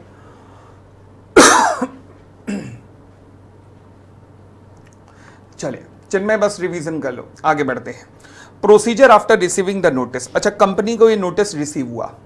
जब भी कंपनी को नोटिस रिसीव होगा तो कंपनी क्या करेगी? बाकी मेंबर्स को इसको इन्फॉर्म करेगी, कम से कम कितने दिन पहले? कम से कम 7 दिन पहले, बिफोर द मीटिंग, ठीक है जी। Resolution for which special notice is required. हाँ जी, कौन कौन से केसेस हैं जहां पर स्पेशल नोटिस रिक्वायर्ड होना चाहिए? पहला, जब आप ऑडिटर को प्रपोज कर रहे हो और स्पेशल नोटिस में लिखा है कि concern auditor shall not be continue, तो यानी कि ऑडिटर को हटवाने के लिए और नए ऑडिटर को अपॉइंट करवाने के लिए, सिमिलरली डायरेक्टर को हटवाने के लिए, नए डायरेक्टर को लाने के लिए, सिमिलरली डायरेक्टर को उसके ऑफिस से समय से पहले हटवाने के लिए, जिसे कहते हैं रिमूवल। क्या कहते हैं? रिमूवल। तो जब आप डायरेक्टर रीअपॉइंटमेंट के लिए आया है, आप उसे रीअपॉइंटमेंट नहीं करने देना चाहते, तो वो सिचुएशन नंबर 2 थी कि भैया इसका रीअपॉइंटमेंट कर रहे हो तो मीटिंग ही अटेंड नहीं करता, ठीक है ना। तो वो नोटिस आने के बाद आपको पता लगा। बट जब डायरेक्टर फ्रॉड कर रहा होगा तो फिर इसे कहते हैं उसका टेन्योर अभी खत्म नहीं हुआ मगर पहले से हटा देना, यानी कि रिमूवल, यानी कि रिमूवल। ठीक हो गई इतनी बात? चले, तो ये था मेरा पूरा सेक्शन 115। सेक्शन 115 के बाद अब मैं आता हूं अगले सेक्शन की तरफ, जिसका नाम है सेक्शन 116। क्या है नाम? 116, resolution passed at the adjourned meeting. Okay, देखो जी, एडजर्न्ड मीटिंग का क्या होता है, बात सुनना जरा। मैं कहता हूं जी, ए लिमिटेड है, मीटिंग का एजेंडा है A1 से लेकर A10। मीटिंग का एजेंडा है एजेंडा 1 से लेकर एजेंडा 10। ये मीटिंग की डेट थी 7 अगस्त 2021, ठीक है। 7 अगस्त 2021 मीटिंग की डेट थी। इस मीटिंग पे एजेंडा 1 से एजेंडा 6 तक की डिस्कशन हुई और उसके बाद मीटिंग को एडजर्न कर दिया गया। एजेंडा 7 से एजेंडा 10 तक पेंडिंग था और मीटिंग को एडजर्न कर दिया गया 20 सितंबर 2021 के लिए। अब हुआ क्या, इस एडजर्न्ड मीटिंग में एजेंडा 7 से लेकर एजेंडा 10 जो है वो पास हो गए। तो ये जो एजेंडा 7 से एजेंडा 10 है, इनकी डेट ऑफ पासिंग क्या मानी जाएगी? चलिए, यानी कि 7 अगस्त को एक मीटिंग हुई, मीटिंग एडजर्न हो गई 20 सितंबर के लिए। 20 सितंबर को एजेंडा 7 से एजेंडा 10 पास हुए और 7 अगस्त को एजेंडा 1 से एजेंडा 6 पास हुए थे। ठीक है। अब सवाल उठा कितनी मीटिंग हुई है। ध्यान रखना, एडजर्न्ड मीटिंग कोई सेपरेट मीटिंग नहीं मानी जाती है, तो इसलिए कितनी मीटिंग हुई है? The answer is 1 only. Meeting की डेट क्या मानी जाएगी? मैं कह सकता हूं मीटिंग की डेट केवल 7 अगस्त तक, क्योंकि अगेन एडजर्न्ड मीटिंग कोई सेपरेट मीटिंग नहीं है, तो वो part of the original meeting ही है। तो फिर मीटिंग की डेट क्या मानी जाएगी? द आंसर इज 7 अगस्त 21 ही मानी जाएगी। Okay, next point, date of resolution for agenda 1 से agenda 6 and agenda 7 to agenda 10 क्या माना जाएगा? देखो जी, हालांकि ये जो मीटिंग हुई है एडजर्न्ड मीटिंग जो कि 20 सितंबर को हुई है, इसको मैं एक सेपरेट मीटिंग नहीं मान रहा हूँ। इसको मैं एक सेपरेट मीटिंग नहीं मान रहा हूँ, और क्योंकि सेपरेट मीटिंग नहीं मान रहा हूँ तो यानी कि डेट ऑफ मीटिंग 7 अगस्त ही कंसीडर्ड की जा रही है। तो अब मुझे एक बात बताइएगा, वो बात ये है कि जो 20 अगस्त को एजेंडा पास हुए, फिर उनकी डेट क्या होगी? वो भी 7 अगस्त होगी? नहीं, ये जो 20 सितंबर को मीटिंग में जो एजेंडा पास हुए हैं, इनकी डेट बेशक 20 सितंबर की मीटिंग एक सेपरेट मीटिंग नहीं है, बेशक इस मीटिंग की डेट भी 7 अगस्त की मानी जाएगी, मगर इस दिन जो एजेंडा पास होंगे उनकी डेट 20 सितंबर ही ट्रीट की जाएगी। उसके पीछे कारण क्या है? कारण मैंने बताया, बड़ा सीधा सा है कि जब भी कोई रेजोल्यूशन पास होता है, रेजोल्यूशन पास होने के 30 दिन के अंदर अंदर आपको आरओसी को बताना होता है कि हमने ये रेजोल्यूशन पास किया है। बात समझ आई? तो यानी कि 7 अगस्त के 30 दिन के अंदर, यानी कि 7 सितंबर तक आपको बताना पड़ेगा कि हमने ये रेजोल्यूशन पास किया है। अब सोचो 20 सितंबर को मीटिंग हो रही है और 7 सितंबर तक आपको बताना है कि हमने ये एजेंडा ले लिया है, हमने एजेंडा पास कर दिया है। तो या तो ऐसा हो कि हम तंत्र मंत्र विज्ञान का केस लड़के आए हों या एग्जाम पास करके आए हों कि हमें पता है 20 सितंबर को क्या होना है, तो वो 7 सितंबर को ही हमने जमा करा दिया कि उस मीटिंग में ये होगा। बट वो सबने एग्जाम पास नहीं किया होगा, क्योंकि उसके लिए बड़ी लंबी तैयारी चाहिए होती है। ठीक है ना? तो इसलिए लॉ मेकर ने लिखा कि जिस दिन एजेंडा पास होगा वो उसी दिन का ही एजेंडा माना जाएगा। तो यानी कि कोई भी रेजोल्यूशन जो कि पास होगा एडजर्न्ड मीटिंग में, किसकी एडजर्न्ड मीटिंग में? कंपनी की एडजर्न्ड मीटिंग में, और या फिर किसी क्लास ऑफ द शेयर की एडजर्न्ड मीटिंग में, सेक्शन 48 के अंदर क्लास मीटिंग की थी उनकी एडजर्न्ड मीटिंग में, या फिर बोर्ड ऑफ डायरेक्टर की एडजर्न्ड मीटिंग में। ओके, तो फिर क्या होगा? द रेजोल्यूशन माना जाएगा कि जैसे वो पास हुआ उसी दिन, उससे किसी पहले दिन नहीं, उसी दिन। समझ आया या चला गया? तो ये था मेरा सेक्शन 116। मेरा अगला सेक्शन आता है 118 मिनट्स। इंपॉर्टेंट है पेपर के लिए, तो साथ में रूल नंबर 25 याद रखना।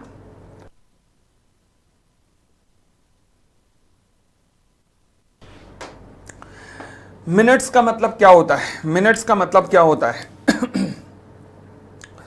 The process of keeping the records of a proceeding at the meeting.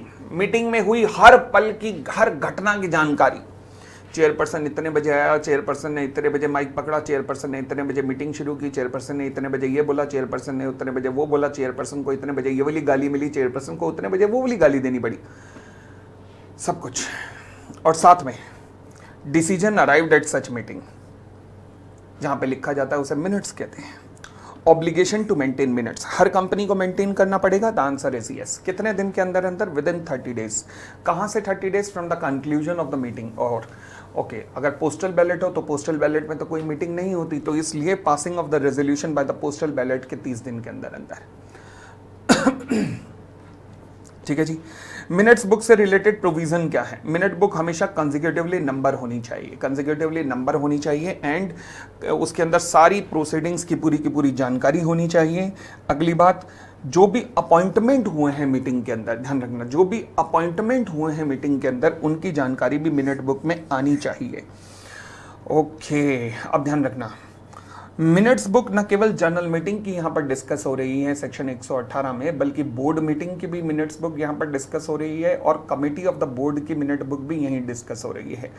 तो सेक्शन 118 बोर्ड मीटिंग के लिए भी है, सेक्शन 118 कमेटी की मीटिंग के लिए भी है, सेक्शन 118 जनरल मीटिंग के लिए भी है। तो minute in case of a board meeting और meeting of committee of board, तो मिनट्स में क्या क्या आएगा? पहला बोर्ड मीटिंग में और meeting of the committee of the board, board की कोई committee, for example CSR committee, for example audit committee, for example nomination and remuneration committee, ऐसी बहुत सारी कमेटी होती हैं। तो उन कमिटीज की मीटिंग के लिए है ये जो मिनट्स है, उसमें क्या क्या आएगा? वो डायरेक्टर जो कि प्रेजेंट है, यानी कि वो डायरेक्टर जो नहीं आ पाए उनका नाम देने की जरूरत नहीं है। एंड वो डायरेक्टर जो कि रेजोल्यूशन के अगेंस्ट में है, यानी कि जो फेवर में है, उनका नाम देने की जरूरत नहीं है। ध्यान रखना, पूछ सकता है, तभी मैं स्लोली पढ़ा रहा हूं यहां पर बड़ा, क्योंकि पूछ सकता है। ठीक है, अब मीटिंग में मान लीजिए दोनों तरफ से वेजिटेरियन और नॉन वेजिटेरियन चल गई। चेयरपर्सन ने भी वेजिटेरियन दी, सामने से भी वेजिटेरियन आई, फिर सामने वाले से नॉनवेज भी आई, चेयरपर्सन ने भी नॉनवेज दी। तो दोनों तरफ से, जैसे वो करते हैं ना, कर्ण अर्जुन का युद्ध होता है, ये यूं करके, ये लेट ऐसे करके दोनों तरफ से चल रही थी। दो महारथी दो महारथी दो महारथी टकरावे, वेज नॉन वेज दोनों चल रही थी। अब क्या होगा? उस टाइम तो चलती गई, अच्छा नोट करने वाला भी लिखता गया कि हाँ ये वाली दे दी गई है, वो वाली दे दी गई है, ये वाली दे दी गई है, वो सब नोट होता गया। उसके बाद जब ये चेयरपर्सन के पास साइन होने के लिए आया, उसने कहा यार ये तो बड़ा ही अजीब लग रहा है, ये तो बड़ा ही अजीब लग रहा है यार, तो अब क्या किया जाए? उसने वो जितना भी ऑकवर्ड जो लगने वाला मैटर था ना, वो सारा हटा दिया। मेंबर को पता लगा, उसने कहा ये नहीं हटेगा भाई, मैंने बड़े दिल से दी थी तुझे, देख ये तो लिखा रहने दे। चेयरपर्सन ने कहा नहीं। एक और बार युद्ध हो गया, फिर दो महारथी टकरावे। लॉ कहता है रुक जाओ, यहां पर चेयरपर्सन की पावर एब्सोल्यूट पावर है। चेयरपर्सन की पावर एब्सोल्यूट पावर है कि क्या होना चाहिए और क्या नहीं। समझ आया? तो अगर चेयरपर्सन के ओपिनियन में अगर कोई भी मैटर ऐसा है जो कि डिफेमेटरी है, बदनाम करने वाला है, इररेलेवेंट है, detrimental to the interest of the company है, तो उस मैटर को एक्सक्लूड कर दिया जाएगा। ठीक है? क्या मिनट्स जो है वो एविडेंस का काम कर सकते हैं कि प्रोसीडिंग ऑफ मीटिंग ठीक ढंग से हुई है? द आंसर इज यस, वो एविडेंस का भी काम करते हैं। ठीक है जी। अब रूल पे आते हैं। हाँ जी, सेपरेट मिनट बुक बनाई जाएगी। क्या सभी मीटिंग्स के लिए एक ही मिनट्स बुक बनेगी? नहीं। फॉर एग्जांपल जनरल मीटिंग के लिए अलग, क्रेडिटर्स की मीटिंग के लिए अलग, बोर्ड मीटिंग के लिए अलग, बोर्ड की कमिटीज की मीटिंग के लिए अलग। कितने दिन में बनाई जाएगी? हम जाते हैं 30 days of the conclusion of the meeting. Okay, ठीक है जी। पर पोस्टल बैलेट में क्या होगा? पोस्टल बैलेट के अंदर ध्यान रखना, पोस्टल बैलेट में मिनट्स के ऊपर ना अभी तक सवाल नहीं आया। वैसे मिनट बुक में बहुत सारे सवाल आ चुके हैं, मगर अभी तक पोस्टल बैलेट से रिलेटेड सवाल नहीं आया, तो इस सवाल की तैयारी रखना। ठीक है ना? पोस्टल बैलेट की बात करूं तो कोई भी रेजोल्यूशन अगर पोस्टल बैलेट के थ्रू पास होता है तो उसमें एक रिपोर्ट आएगी, क्या कि पोस्टल बैलेट कंडक्ट किया गया था, रिजल्ट ये रहा, और स्क्रूटिनाइजर की समरी, स्क्रूटिनाइजर की रिपोर्ट की समरी ये मिनट बुक के अंदर एंटर्ड होगी। कितने दिन के अंदर? Within 30 days from the date of passing of the resolution by the postal ballot. Postal ballot में रेजोल्यूशन की पासिंग डेट क्या होती है? जिस दिन चेयरपर्सन को स्क्रूटिनाइजर 7 दिन के अंदर अंदर जब वो रजिस्टर बना लेता है, विद इन 7 डेज वो सबमिट करता है, तो फिर वो डेट मानी जाती है। ठीक है ना? तो वहां से 30 दिन के अंदर अंदर मिनट बुक बनेगी पोस्टल बैलेट के, और उसके अंदर ये सब आएगा। ठीक है, आगे एक बार इस पे भी सवाल आ चुका है कि क्या सारी मिनट बुक पे साइन होने चाहिए? नहीं, हर पेज पे साइन होने चाहिए, बट लास्ट पेज पे, हर पेज पे या तो साइन कर दो या इनिशियल कर दो। इनिशियल मतलब कुग्गी मारना, कुग्गी मारना मतलब ये मेरी कुग्गी है और ये मेरे साइन है। ठीक है ना? तो हर पेज पे या तो इनिशियल कर दो या साइन कर दो, परंतु लास्ट पेज पे फुल साइन प्लस डेट होने चाहिए, ध्यान रखना। ठीक है? अब अगला सवाल, सबसे इंपॉर्टेंट ये टेबल है, सबसे इंपॉर्टेंट मिनट्स में ये टेबल है। कौन साइन करेगा और कितने दिन में साइन करेगा? ओके, स्क्रूटिनाइजर की रिपोर्ट चेयरपर्सन भी साइन करेंगे? नहीं सुधीर। हाँ जी, मीटिंग ऑफ, जब मैं बोर्ड की या कमेटी की मीटिंग को की बात करता हूं तो फिर बोर्ड की या कमेटी की मीटिंग को साइन कौन करेगा? The answer is chairperson sign करेंगे। चेयरपर्सन ऑफ उस मीटिंग के चेयरपर्सन या chairperson of next succeeding meeting. दोबारा बोलता हूं, चेयरपर्सन ऑफ सेड मीटिंग, उस मीटिंग का चेयरपर्सन या chairperson of the next succeeding meeting. तो ध्यान रखना, नॉर्मली मैंने कॉन्सेप्ट समझा कि मिनट साइन हो जाने चाहिए with in 30 days from the conclusion of the meeting. तो वो 30 डेज का कॉन्सेप्ट बोर्ड मीटिंग या फिर बोर्ड की किसी कमेटी की मीटिंग के ऊपर नहीं लगता है। बात समझ आ गई?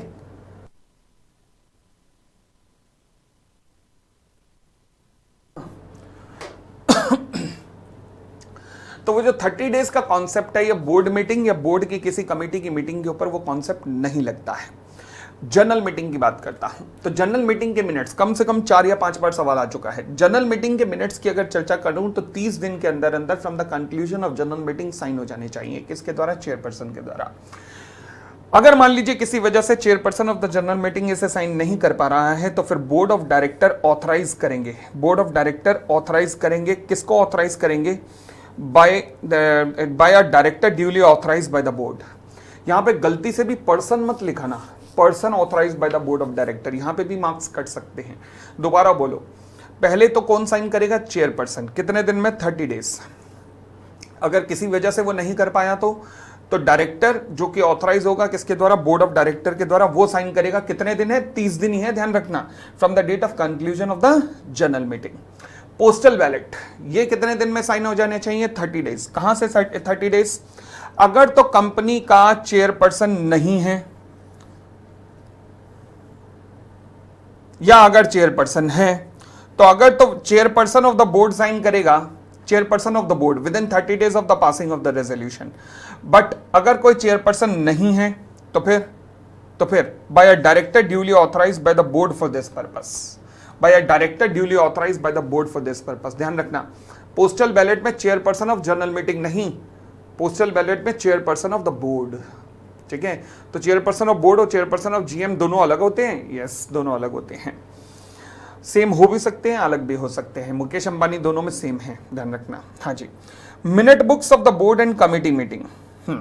जब मैं minutes book of the board and committee की बात करता हूं तो पहली बात, क्या ये हमेशा के लिए प्रिजर्व की जाएगी? नॉर्मली हम देखेंगे कि हर डॉक्यूमेंट 8 साल के लिए मेंटेन होता है, बट यहां पर जब minute book of the board की मैं बात करता हूं तो कितने साल के लिए प्रिजर्व की जाएगी? परमानेंटली प्रिजर्व की जाएगी, प्रिजर्व परमानेंटली। सेक्शन 128 में हमने 8 साल पढ़ा था, याद करो।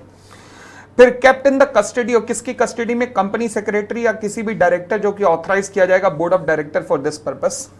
तीसरी बात, कहां पर केप्ट की जाएगी? रजिस्टर्ड ऑफिस पे या such other place as the board में डिसाइड। रजिस्टर्ड ऑफिस या फिर such other place as the board of director में डिसाइड, वहां पर केप्ट की जाएगी। ठीक हो गई इतनी बात? आगे सेक्शन 8 कंपनीज के बारे में बात करूं तो सेक्शन 8 के बारे में कहता है कि अगर तो आर्टिकल शांत हो, अगर आर्टिकल में कुछ नहीं लिखा तो ये जो सेक्शन 118 है this is not applicable. Section 118 that is minutes का सेक्शन जो है वो नॉट एप्लीकेबल टू है, नॉट एप्लीकेबल है किसको? सेक्शन 8 कंपनीज के लिए। ओके, बट अगर आर्टिकल कहता है कि जो भी डिसीजन होगा वो हर मेंबर के द्वारा साइन किया जाएगा पहले, जैसे नॉर्मली सेक्शन 8 कंपनीज में होता है। फॉर एग्जांपल, अब मैं अपनी सोसाइटी की बात करूं, हमारी सोसाइटी में अगर कोई भी डिसीजन एग्जीक्यूटिव कमेटी लेती है तो वो तब वैलिड होता है, सोसाइटी के आर्टिकल में लिखा हुआ है कि जब सारे मेंबर साइन करेंगे या 2/3 ऑफ द मेंबर मेजॉरिटी जो है साइन करेगी। तो जब आर्टिकल में ऐसा लिखा है तो फिर क्या मिनट बुक बनाने पड़ेंगे? द आंसर इज यस, बनाने पड़ेंगे, आपके पास कोई ऑप्शन नहीं है। तो where the article of association provide for the confirmation of the minutes by the member, तो मिनट्स रिकॉर्ड करने पड़ेंगे सेक्शन 8 कंपनीज में भी within 30 days of the conclusion of the meeting. ठीक है, अगली बात, सेक्शन 8 कंपनीज को एग्जम्पशन केवल तभी मिलेगी अगर कोई नॉन कंप्लायंस ना हुआ हो, सेक्शन 137 का या सेक्शन 92 का। ये था मेरा 118। मेरा अगला सेक्शन आता है 119 जो बात करता है इंस्पेक्शन ऑफ मिनट्स बुक की। Okay, inspection of minutes book पे क्या चर्चा करता है? ये कहता है जी books containing the minutes of the general meeting, books containing the minutes of the general meeting, यानी minutes of the general meeting से रिलेटेड जो मिनट बुक है जनरल मीटिंग से रिलेटेड, वो रजिस्टर्ड ऑफिस पे भी रहेगी एंड ओपन फॉर इंस्पेक्शन रहेंगी during the business hours by any member without any charge. यानी कि जनरल मीटिंग के मिनट्स को कोई भी मेंबर जाके कभी भी देख सकता है? हाँ। पता लगा रात को 1 बजे पहुंच गए? नहीं, बिजनेस आवर्स में देख सकते हो, विदाउट एनी चार्ज देख सकते हो। कम से कम 2 घंटे के लिए डेली बेसिस पर ओपन रहेगी। Subject to restriction as per the article of the company, subject to the restriction as per the article of the company. तो आर्टिकल की रेस्ट्रिक्शन अगर लगना चाहे तो लग सकती है, आर्टिकल के द्वारा कुछ रेस्ट्रिक्शन लगाई जा सकती है। ठीक हो गई इतनी बात? आगे, अगर मान लीजिए आपने किसी मेंबर को इंस्पेक्शन करने से मना कर दिया, तो अगर कोई इंस्पेक्शन आपने रिफ्यूज कर दी किसी मेंबर को, या फिर मेंबर ने कहा मुझे मिनट्स की कॉपी चाहिए, आपने उसे कॉपी नहीं दी, तो कंपनी और ऑफिसर इन डिफॉल्ट के ऊपर पेनल्टी लगेगी। कंपनी के ऊपर 25,000, ऑफिसर इन डिफॉल्ट के ऊपर 5,000। ठीक है जी। अगली बात, वो जो कंसर्न मेंबर है जिसको आपने इंस्पेक्शन करने नहीं दिया या जिसको आपने कॉपी नहीं दी, वो कंसर्न मेंबर क्या कर सकता है? वो ट्राइब्यूनल की शरण में भी जा सकता है और ट्राइब्यूनल आदेश दे सकता है कंपनी को कि चल बे इंस्पेक्शन करा, कि चल भाई कॉपी अवेलेबल कराओ। समझ आ गई बात? आगे रूल नंबर 26, ये अपने आप में कोई और बात नहीं करता, ये भी वही बात करता है कि इंस्पेक्शन का राइट देना पड़ेगा। कॉपी कितने दिन में? जिस दिन मेंबर कॉपी की डिमांड करेगा उसके 7 दिन के अंदर 7 वर्किंग डेज है, 7 working days after request. MCQ purpose से आ सकता है। Copy of the minute book जो है मेंबर को सप्लाई की जाएगी। और क्या पेमेंट भी करनी पड़ेगी? हाँ भैया, पेमेंट भी करनी पड़ेगी। कितने रुपए? 10 रुपए से ज्यादा पर पेज नहीं होना चाहिए, मैक्सिमम 10 रुपए पर पेज। ठीक है। अगली बात, अगर कोई मेंबर कहता है कि मुझे तो पीडीएफ में दे दो या ईमेल दे दो, तो वो भी 10 रुपए पर पेज देगा? नहीं, तो उसको कोई पैसा नहीं देना पड़ेगा, उसे फ्री ऑफ कॉस्ट दे देनी पड़ेगी आपको, उसको फ्री ऑफ कॉस्ट। भाई पीडीएफ देने में तुम्हारी कौन सी कॉस्ट लग रही है भाई? तो इसलिए वहां पर नहीं देना पड़ेगा, वहां पर फ्री ऑफ कॉस्ट आप सबमिट कर सकते हैं। क्लियर हो गई इतनी बात? तो जी अब हमारा अगला सेक्शन है सेक्शन 120, जो बात करता है maintenance and inspection of the document in the electronic form. Okay,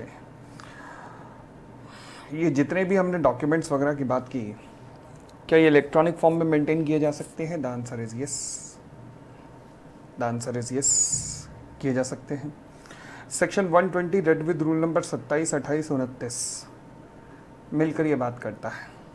okay, ये क्या कहता है? कहता है जिन भी डॉक्यूमेंट की आपने बात की है, चाहे वो रजिस्टर हो, मिनट्स हो, ये सब जो कि कंपनी ने मेंटेन करने हैं, जिनका इंस्पेक्शन हो सकता है मिनट्स वगैरह का 119 में, जिनकी कॉपी दी जानी चाहिए अंडर द कंपनीज एक्ट, तो ये बनाए भी जा सकते हैं, इनका इंस्पेक्शन भी किया जा सकता है और इनकी कॉपीज़ भी दी जाएंगी केवल और केवल इलेक्ट्रॉनिक फॉर्म में उन कंपनीज के लिए जो कि प्रेस्क्राइब होंगी। आप सवाल उठा, रूल नंबर 27 कहता है प्रेस्क्राइब कंपनी कौन सी है।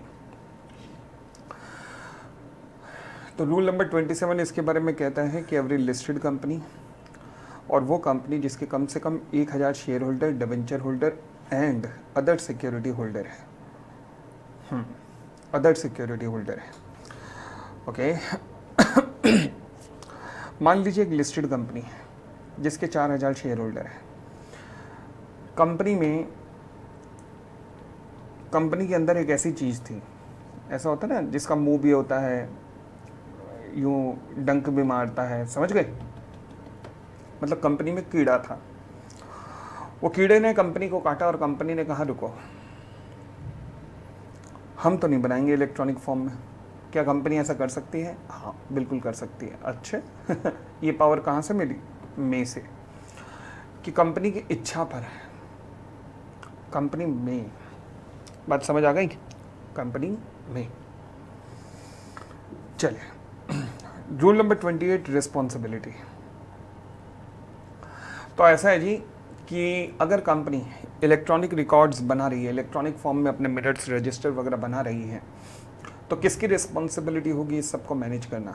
तो लॉ कहता है MD, company secretary or any other director or officer of the company as the board में डिसाइड शेल बी रिस्पॉन्सिबल। तो ये लोग रिस्पॉन्सिबल होंगे। कौन लोग रिस्पॉन्सिबल होंगे? ये लोग रिस्पॉन्सिबल होंगे। क्लियर हो गई इतनी बात? आगे बढ़ते हैं। Importance of these records. हाँ जी, इम्पॉर्टेंस ऑफ दीज रिकॉर्ड्स का मतलब क्या है?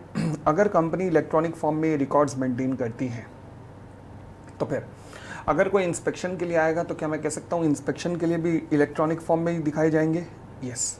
कॉपीज़ भी मैं कह सकता हूँ इलेक्ट्रॉनिक फॉर्म में ही कॉपी दी जाएंगी। यस, तो क्या अगर आप इलेक्ट्रॉनिक फॉर्म में इंस्पेक्शन करवा रहे हैं या कॉपीज़ जो हैं इलेक्ट्रॉनिक फॉर्म में प्रोवाइड कर रहे हैं तो क्या ये सफिशिएंट है? लॉ कहता है जी मोर देन सफिशिएंट है। बस ये समझा जाएगा कि आपने इस सेक्शन के रिक्वायरमेंट को पूरी तरह से पूरा कर दिया है, हमें कोई भी दिक्कत नहीं है, आपने इस सेक्शन के रिक्वायरमेंट को पूरा कर दिया है। ठीक हो गई इतनी बात, आगे बढ़ सकते हैं। चले, अगला सेक्शन है मेरा सेक्शन 121 जो कहता है रिपोर्ट ऑन द एजीएम। अब ये सेक्शन किसके लिए रेलेवेंट है? Only and only listed company, और लिस्टेड में भी listed public company.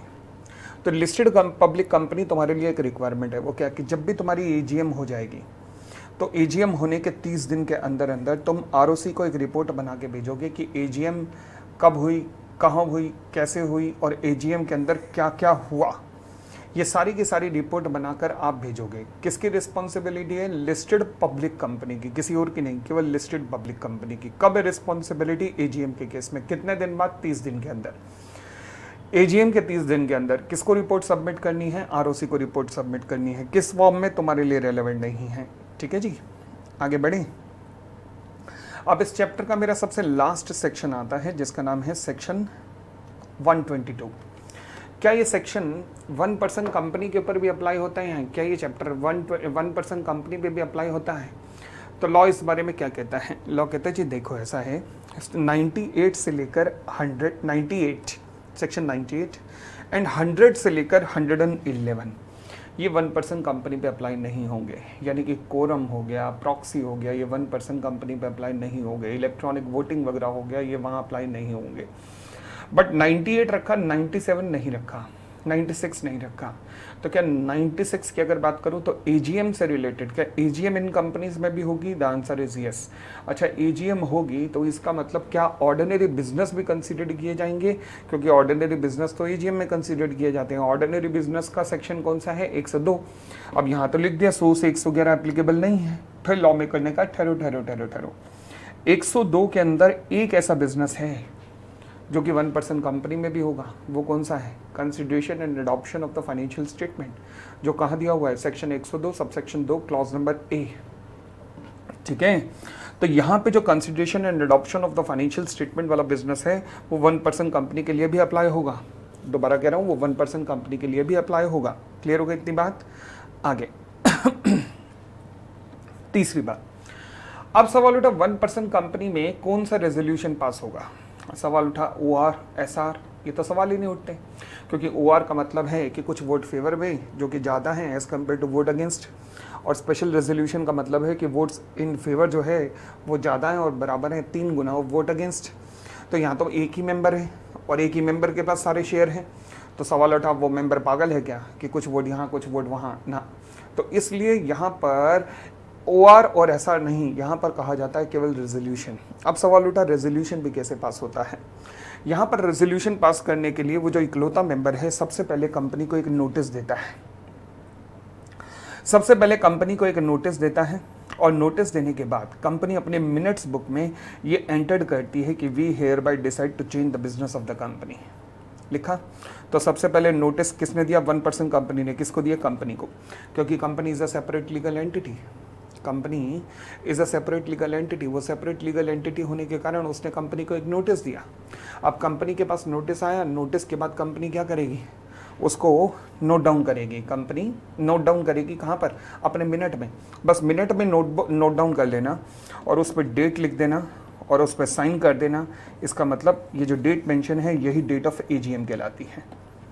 Now this is called date of AGM. कोई दिक्कत? और इस तरीके से एजीएम कंडक्ट होती है कौन सी कंपनीज के केस में? 1% कंपनीज के केस में। बढ़ सकते हैं आगे। आई होप कोई दिक्कत नहीं है। ठीक है, चले जी। तो ये हमारा पूरा का पूरा जनरल मीटिंग का कॉन्सेप्ट था। अब हम फटाफट एक बार रिकॉल करते हैं सभी के सभी सेक्शंस को। 96 से लेकर 122 के सभी सेक्शंस की हम रिवीजन करते हैं। शुरू की, चलिए। सबसे पहले हमने कहा सेक्शन 96 जो बात करता है एजीएम की। एजीएम 2 होती है, फर्स्ट एजीएम और सब्सिक्वेंट एजीएम। ठीक है नहीं? फर्स्ट एजीएम कब होनी चाहिए? 9 month from the end of financial year. और सब्सिक्वेंट एजीएम कब होनी चाहिए? 15 month from the last AGM और 6 month from the date of from the end of the financial year. दोनों में से जो भी पहले आ जाए।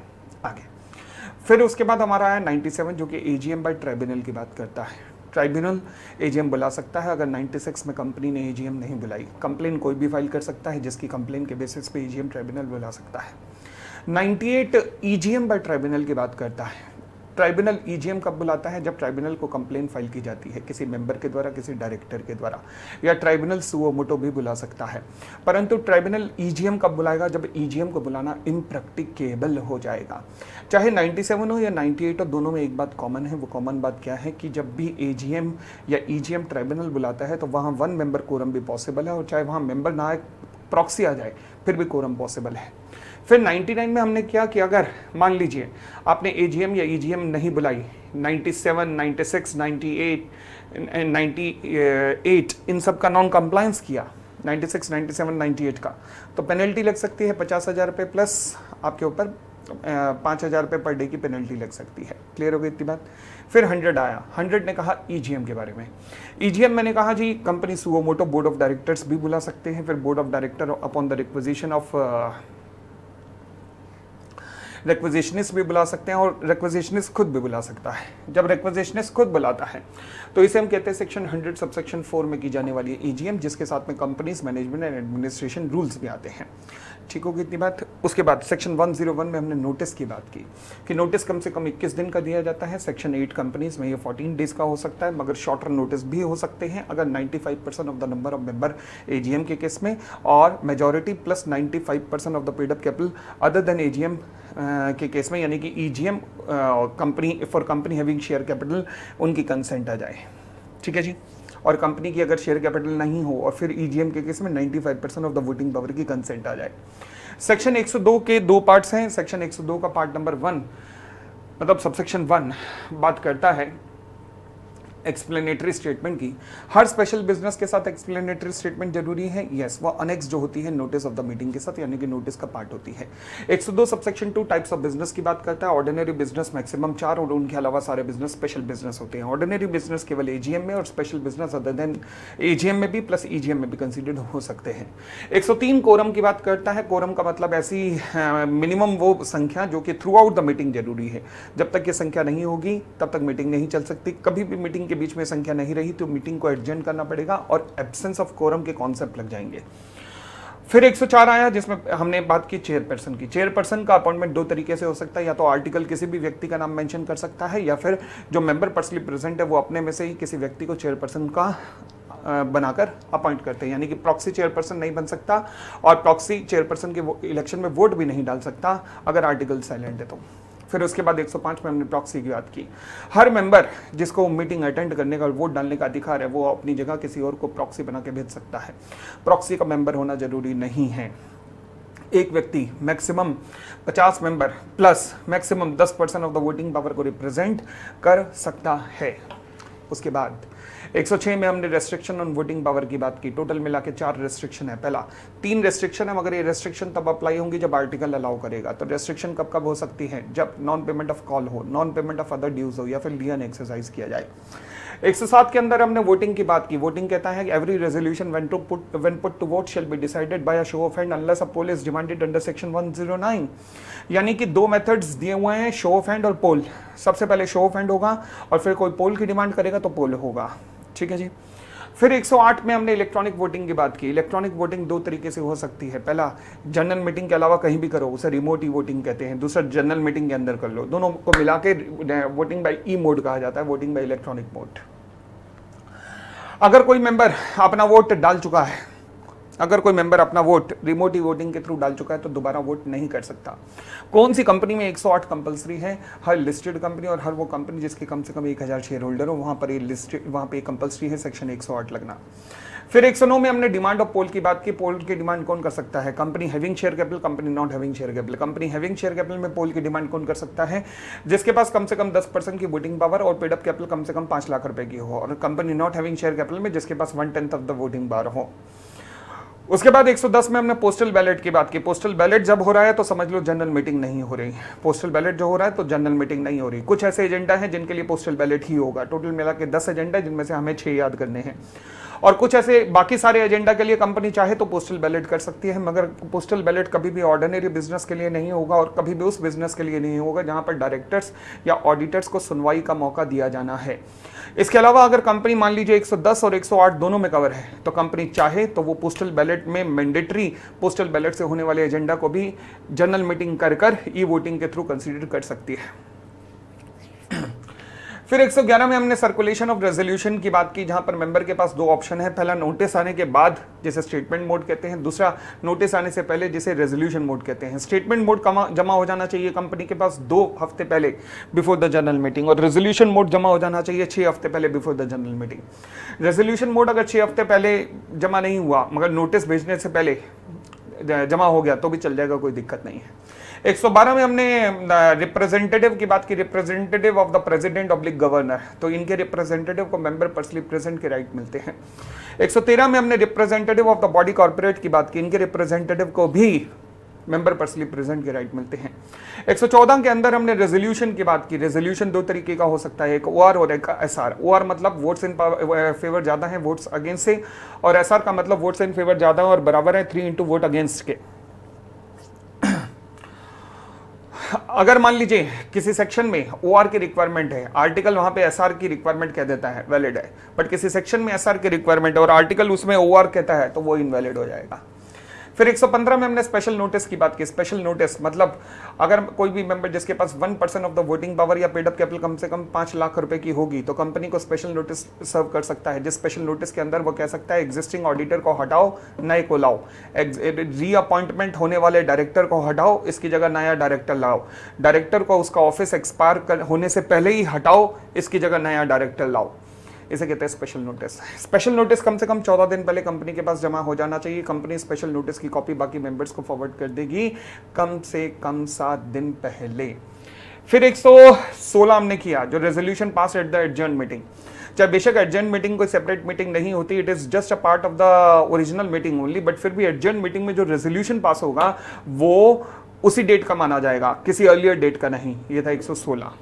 फिर उसके बाद 118 हमने किया, मिनट्स की बात की। मिनट्स क्या है? मिनट्स एक रिकॉर्ड्स है मीटिंग का, ये एक सबूत है कि मीटिंग हुई थी। हर कंपनी को मिनट्स मेंटेन करने पड़ते हैं। यस, कितने दिन के अंदर अंदर मिनट्स फाइनल हो जाने चाहिए? 30 दिन के अंदर from the conclusion of the meeting. Meeting किसकी मीटिंग? General meeting. और पोस्टल बैलेट जिस दिन पास होगा वहां से 30 दिन के अंदर अंदर, और बोर्ड ऑफ डायरेक्टर या उसकी कमिटीज की मीटिंग। 30 दिन के लिमिट बोर्ड ऑफ डायरेक्टर या उसकी कमेटी की मीटिंग में नहीं चलता, बट जनरल मीटिंग और पोस्टल बैलेट के केस में चलता है। अगर चेयरपर्सन किसी वजह से साइन नहीं कर पा रहा जनरल मीटिंग में या फिर पोस्टल बैलेट के केस में, तो फिर वो डायरेक्टर साइन करेगा जिसे बोर्ड ऑफ डायरेक्टर ऑथराइज करेंगे। फिर 119 जो है इंस्पेक्शन की बात करता है। क्या मिनट्स बुक का इंस्पेक्शन हो सकता है? यस, मेंबर चाहे तो मिनट्स बुक का इंस्पेक्शन कर सकते हैं। फिर 120 आया। 120 ने बताया कि मिनट्स की ये जो जितने भी हमने रजिस्टर या मिनट्स वगैरह की बात की है ये इलेक्ट्रॉनिक फॉर्म में मेंटेन किए जा सकते हैं। The answer is yes, maintain किए जा सकते हैं, प्रोवाइडेड कंपल्शन नहीं है बट कंपनी चाहे तो कर सकती है। कौन सी कंपनी के ऊपर ये रिक्वायरमेंट है?